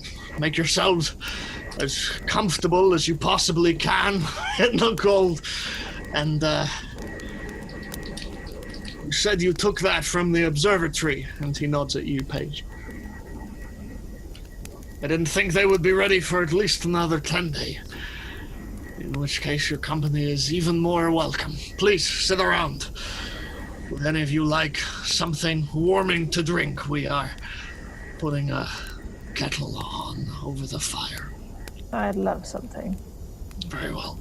The rest of you?" I need no nourishment, so the rations are all yours. "What about you, the white-haired one?" Yeah, that would be nice. "All right. And you, bear man?" Not a bear. "Apologies. Sorry." Would you like it if I called you ape? Ha! Well, with this beard, I would not be surprised at the comparison. But, point taken. Come, sit down. "So you've come in search of me." And he sits down by the fire. "Why? Are there troubles back at Kerkonig?" Paige sort of takes a deep breath. Carlos, the reason we have come is that, well, Esther hadn't heard anything from the Sending Stone in a 10-day or so. She was worried about the research and sent us. I assume you've had no contact with the assistants at the observatory?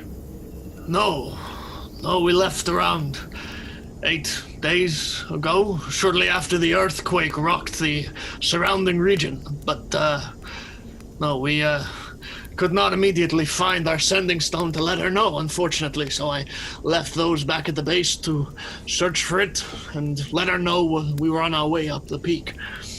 I have no doubt that she would be as excited at the developments as we have been.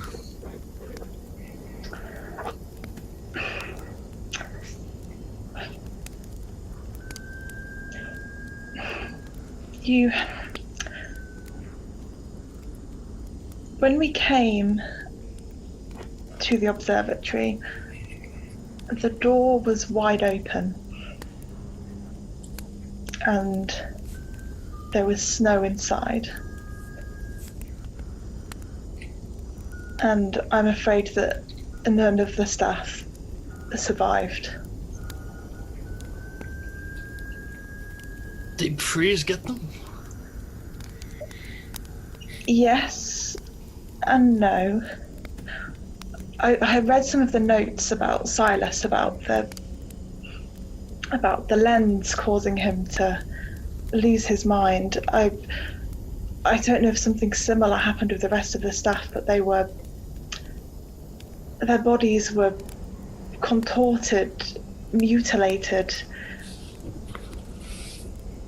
black ice shoved in their eyes. It was chaos. Gaia takes out one of the black ice shards and holds it out. Telling me that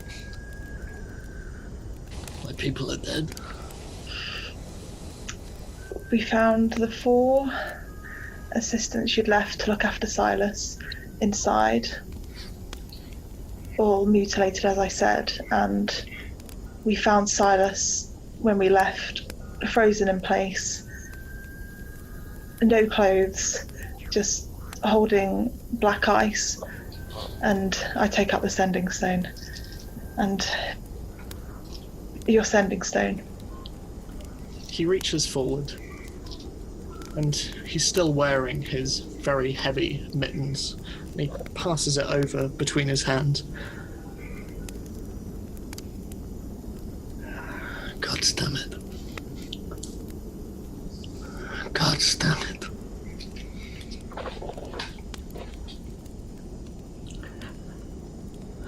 Well, thank you for...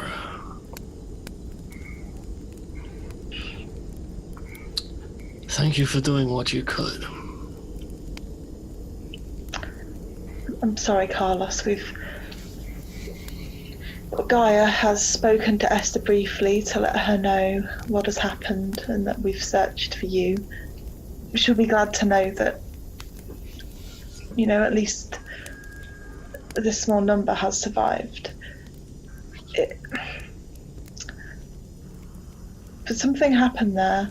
There were drawings in black paint, messages on the walls, and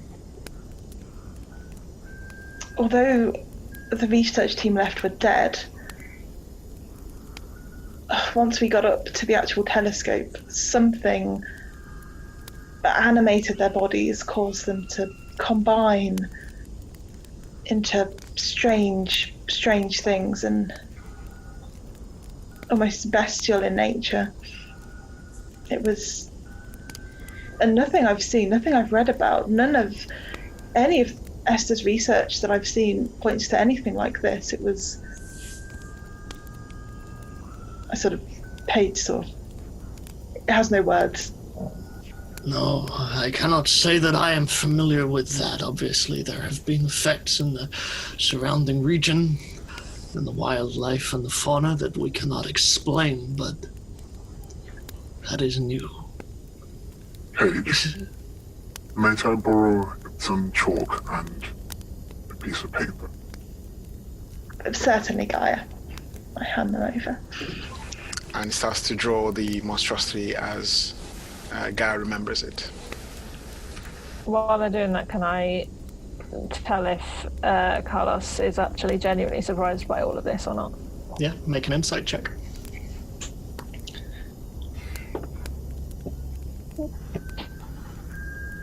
Eight. He seems genuinely caught up and cut up by the news of these deaths, and you can see that he is fighting back tears. His eyes are puffy and very red. And he takes your drawing, Gaia, and looks at it. By the gods,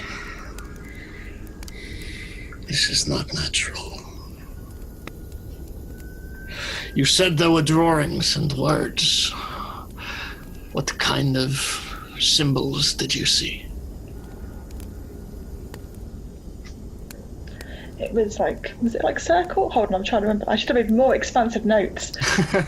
Might I borrow another piece of paper? Yeah, of course, Gaia. And I mean, all the portraits were vandalized, their eyes painted over. The words on yours and Esther's portrait said you were liars. Gaia draws they call you that. As Gaia is drawing and hands it over to Carlos, Carlos looks at you, Ognan. Those were the words that Silas was calling me before I locked him in the observatory. For his own safety, of course, but Silas was one of our lead researchers in the expedition. He was in charge of the observatory, specifically the telescope. And as our research continued, he was in charge of manufacturing what we came to call transdimensional telescopic lenses. He looks back at you, Gaia, and then at the paper. He was drawing these when I last saw him. And then he looks down at his wrist, and he takes off one of his mitts, the one on his left hand, and he pulls up his sleeve a bit, and you can see around his hand there is a golden band made of pure metal, and he holds it up to you, Gaia. I don't know if you remember this, Gaia, but we found this with you under the ice. Do you have any recollection of this? I know your memories have been on and off, according to Esther. Gaia offers out their hand. May I see it? He places the golden band on you, and as you take it, you sense that even in his own hand, it is humming, almost vibrating, and you all can hear this as well as it passes between the figures. It has been invaluable in our research, just as you were, in more ways than one. Does it trigger any kind of memories? Make a history check. Because I've been great so far.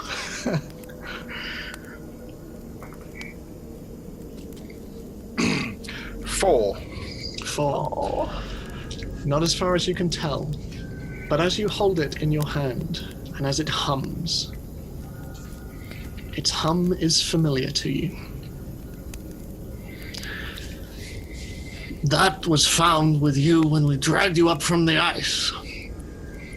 Much like you, we were able to ascertain that it was not from this world, and we believe that it, along with Gaia here, came here at the same time as the earthquake 200 years ago, when we believe that many worlds converged. We kept it for study while Gaia went to Esther, but in our studies we could not find anything from it. It was a simple band of metal, but Silas, he took some metal shavings from the band and through alchemy mixed it with glass, creating a lens, first of many that allowed us to see where it came from, where you came from, Gaia. A place I believe you called Eberron, is that right? My memory's still hazy. Well, in any case, it was a key for us. We discovered that we were able to see other worlds, other universes, other skies. And for Silas, this became something of an obsession. That obsession reached its zenith when he created the Dark Lens. You see, in our research, we have been drawn towards this material that exists beneath the earth, this chortolin, this black ice, the locals are calling it. And in our research, we found that the black ice is said to have originated from the magic of a sentient magic item many years ago, many, many years ago. An object called Crenshinabon. Now, the research says that 7 magic users imbued this magic item with a personality. We do not believe that is the case. We believe that their combined magic was so strong that it drew something out. They did not birth it. They drew something out of the fabric of existence. An echo, beginning of time. What resides within the black ice are echoes of creation itself. So we posited that using this material, we would be able to create a lens that would allow us to see beyond. Allow us to see all the way to the beginning of everything And Silas created this, and after looking through it, I do not understand what happened, but the earthquake occurred again, just as it did 200 years ago. And the golden band begun to hum. It only intensified the closer we got to the mountain, and that is no coincidence. The band was drawing us towards it, and the dark lens, whether through good timing or whether it was the key, I do not understand. Whatever the case, Silas started raving about having seen something after the earthquake. He became obsessed with this new lens he had forged, and just before he left, he was drawing those. I didn't think anything of it at the time, but in our argument, I must admit that I smashed the lens on the floor of the observatory. I'd had enough of his ravings, enough of his obsession. I smashed it in front of him more out of spite than anything else, but I made sure to have him locked in the observatory until we came back. Fed, watered, given toiletries. I did not know it was as bad as this.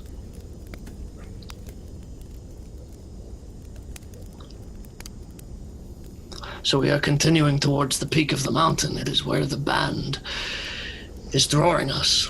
And he takes it from you, Gaia. It is where your band is drawing us. The higher we get, the more intense it becomes. We cannot. Perhaps the band would work better if I were to wear it.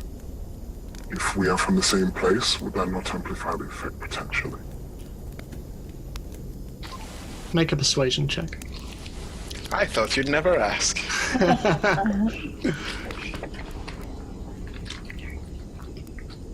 17.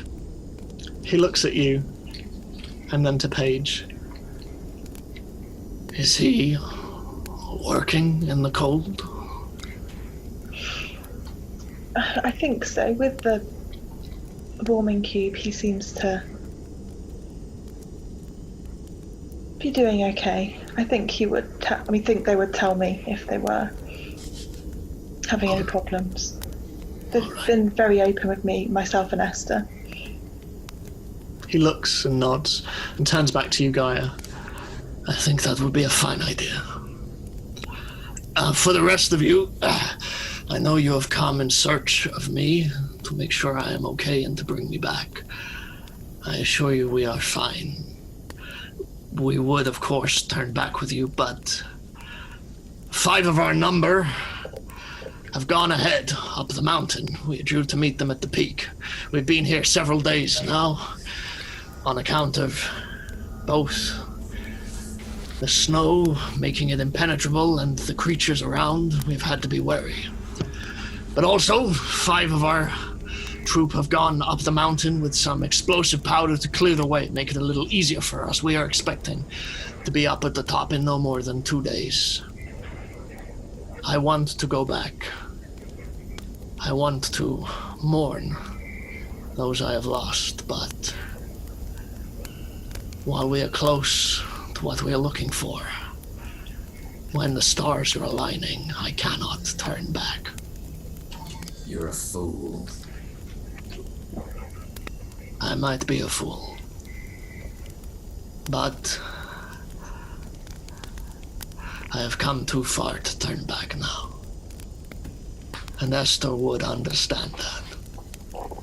No such thing. You're taking explosives up a mountain, you're going to cause an avalanche.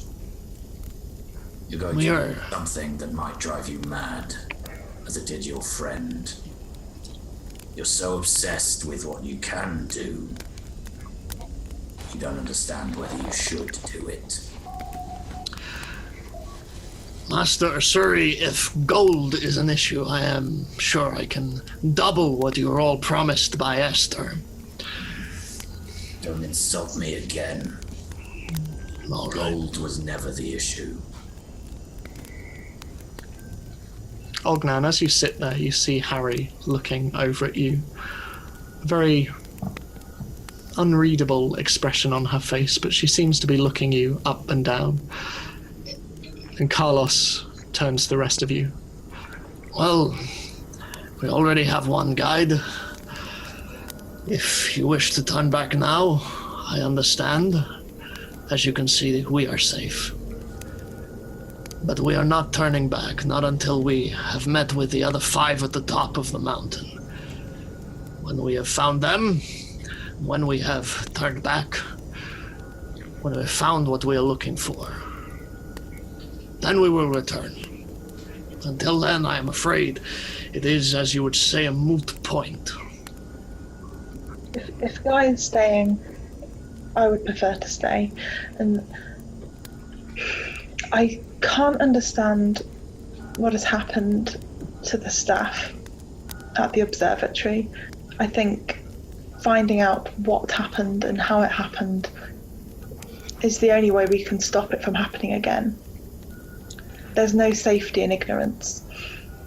Well, from what you say, it is an error of man. It is Silas's doing. We cannot begin to understand what is happening in this region. That is why we are here.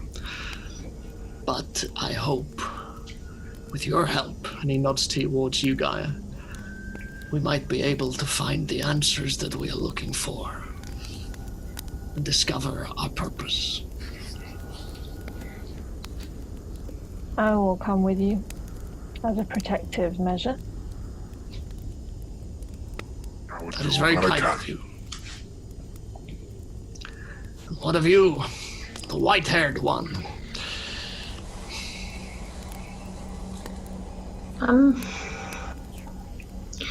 Well,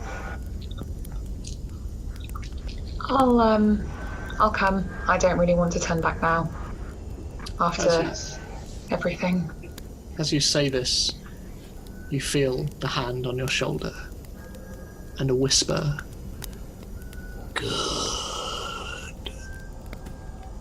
Carlos turns to all of you. Well, I assure you, if you come with us and we find the answers that we are looking for, the answers to the universe itself,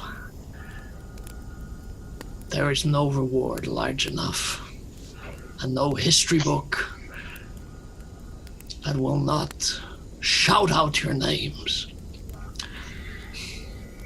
You will go down as those who helped find our purpose. Our origins lie in this cold wastes.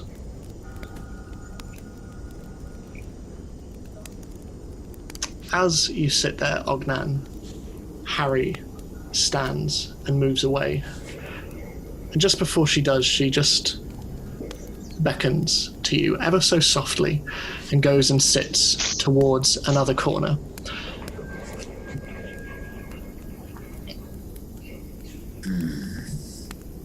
I get up and walk over. Well, for the rest of you, feel free to help yourself to rations.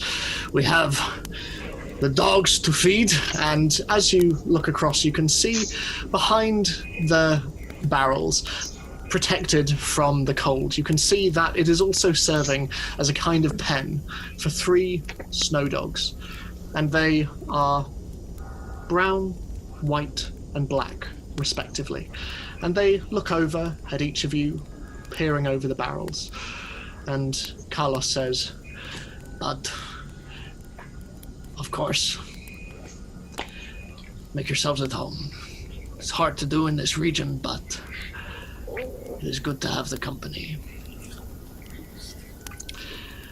I will go and make sure everything is well.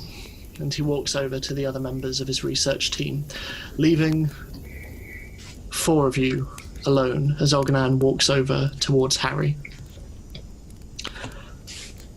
And she turns to you, Ognan. You're stood a little way away from the others, and she sits down and offers for you to join. I stay standing. She smirks. Of course, stubborn as always. I'm not stubborn. I didn't expect to see you this far north.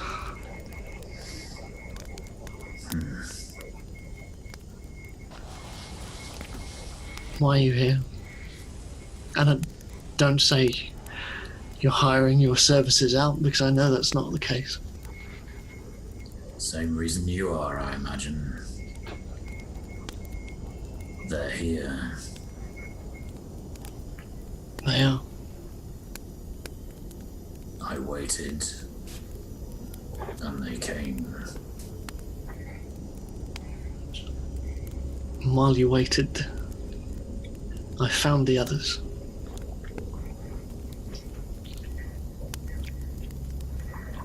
They're all gone, Ognan. Mildoon, Giliara, Dinah, Flair, they're all gone. They made a choice. Yeah. Because you made that choice for them. There was no arguing with you, Ognan. There was only waiting until the time was right. You didn't tell us when that was.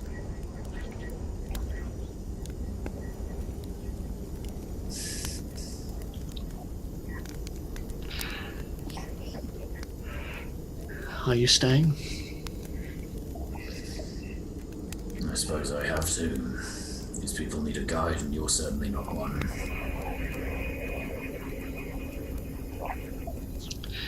Explosives on a mountain, I ask you.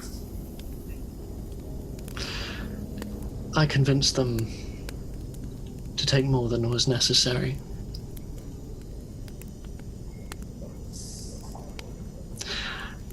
Whatever their research is, I have no doubt that they are onto something. The things they're looking for, the things they claim to be whatever kick-started our world, universe, reality, I don't really understand it. But I think they have found something. I'm sure they have. I just think it's not the same things that haunt my dreams. I think we both know it is. Then why are you so desperate to run towards it? To end it. And that was always the goal, wasn't it? Together. Wow. Now it's just you and me. You can feel it, can't you? In this place, the air is wrong.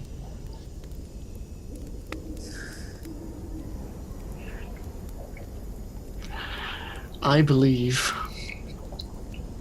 this earthquake, that band of theirs, I believe it's leading them straight to the source. I don't know why. I don't know what has started it, but I don't believe in coincidence, and you were waiting for the right moment. You said that. I think this is it.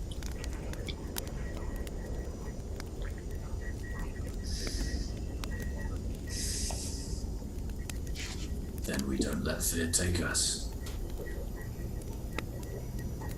Make no mistake, Harry. I'm scared. But I will protect these people from themselves if I must. She nods over at your group. Who are they?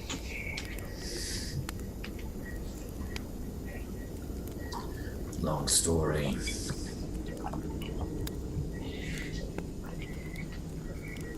Fair enough. That machine. Gaia. I was there when they drug him out the ice. Them. Wow. Whatever it is. They. Alien beings fished out from under ice and snow. Something about that doesn't feel right, Ognan. Doesn't feel right to me either. So why are you traveling so freely with them? To keep an eye on them. As I once did a punk kid who came into my monastery punching everything in sight.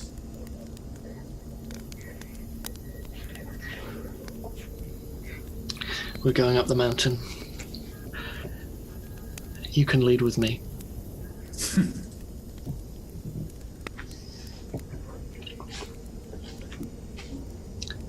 Fine. I suggest we get some rest. Who wants to take first watch? And Carlos leans in. I will take second watch. That way I can see if they signal us from the peak after the deep freeze. Geyer. Thank you, Lana. Geyer, would you mind keeping me company? Of course. Harry nods. And what about third watch? I'll do it. As will I. Thank you. Right. Lana, was it? That's right. You're up. Let us know if you see anything. Of course. So, as the winds pick up and the chill becomes all the more intense, Lana, can you make a perception check for me, please? Yes. Great sound. 6. You see nothing other than the frost coming in round the outside of the cave's entrance. It is quiet, and there is nothing. Is there anything you want to do? No. As you go to wake Carlos, out the corner of your eye, you see a shadowy figure once more. Moustache, sideburns, and cropped hair, and a bleeding chest. And they stand by the cave's entrance, and they look up at the mountain's peak, and then back towards you. I turn my back on him. Waking Carlos, he sits up. Oh, thank you. Anything doing? Didn't see anything. Well, get some sleep then. So, Gaia, are you going to remain rested during this? Or will you, for all intents and purposes, be awake? Sentry's rest means that I look like I'm resting, but I'm fully aware auditory and visually. I guess, I mean, are you going to interact or just sit there? I will interact, sorry, yes. Okay. So Carlos looks outside. And by this stage, the deep freeze of the land has abated somewhat. It is still very cold, although you cannot feel it. But Carlos turns to you. Tell me, Geyer, why did you come here? To the mountain? To this world. Truthfully, I don't think I had a choice in the matter. I do not remember at all. So you do not remember why you came here, what you were looking for? That is my goal, to try and remember. I have a theory, if I may put it past you. By all means. I believe you came here looking for the same things that we did. That band of yours, whatever it is leading us to the mountain. That which we have been researching around this entire time, but never thought to climb. The more pertinent question is why. True.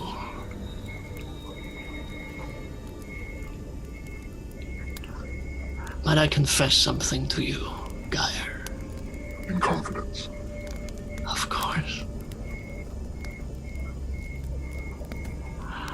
I do not know where our research is leading. I have glimpsed the window, Geyer. And I am worried that there is nothing beyond it.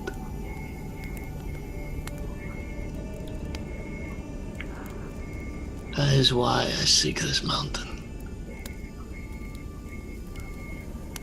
It is the only light I see in the darkness. It comes from this mountain. It holds the answers. It must hold the answers. Because otherwise, this is nothing. This is all for nothing. I need you to tell me, Geyer. And he places his hand on yours. Do you believe that nothing is all there is?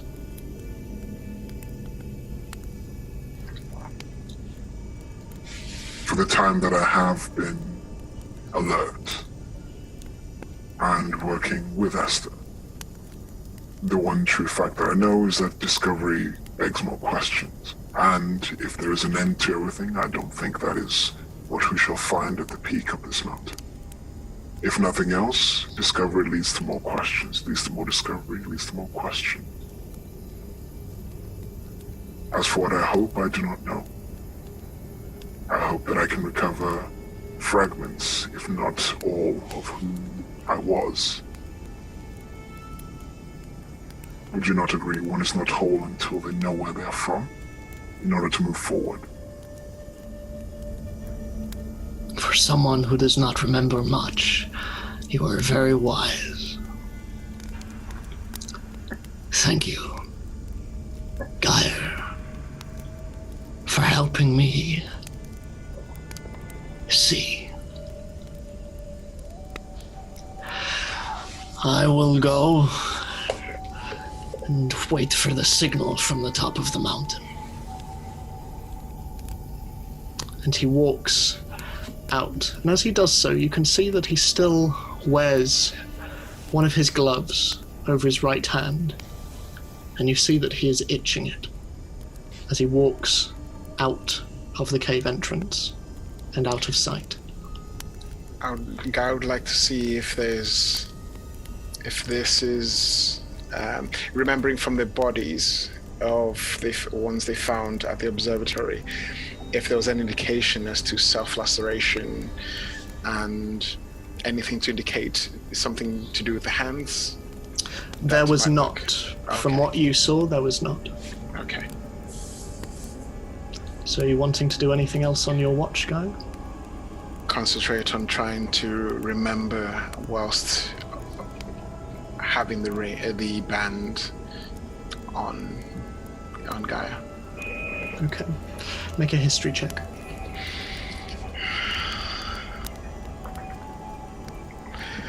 Natural 20. Hooray. As you sit there, surrounded by everyone, and as Carlos disappears from view, and you look at the bracelet, suddenly, it all comes flooding back. You remember why you were here. You remember how you got here. And you know that everyone around you is utterly expendable. And that is where we will end tonight's session. Thank you all very much. Everyone but me, right? Everyone but me. Sure. Hold it. We'll pick that up again next week. But thank you all so much as ever. And thank you all so much for watching as well. We'll be back again next week for our third and very final session as we ascend Angstrom Peak and see what lies at its top. But in the meantime, as always, leave a like, subscribe, click the bell icon as well, and shout us out on Twitter as well. We'd love to get to know you a bit more. I think that's all from me. I'm very warm. I'm also very tired, so I'm going to go have a drink and a nice lolly. In the meantime, stay safe. We love you so much. Obviously, we're not out of the woods yet in terms of everything that's going on in the world, and there is so much going on. But we will be back soon with more, not necessarily uplifting storytelling, but we will be back soon. In the meantime, stay safe. Bye-bye. Bye.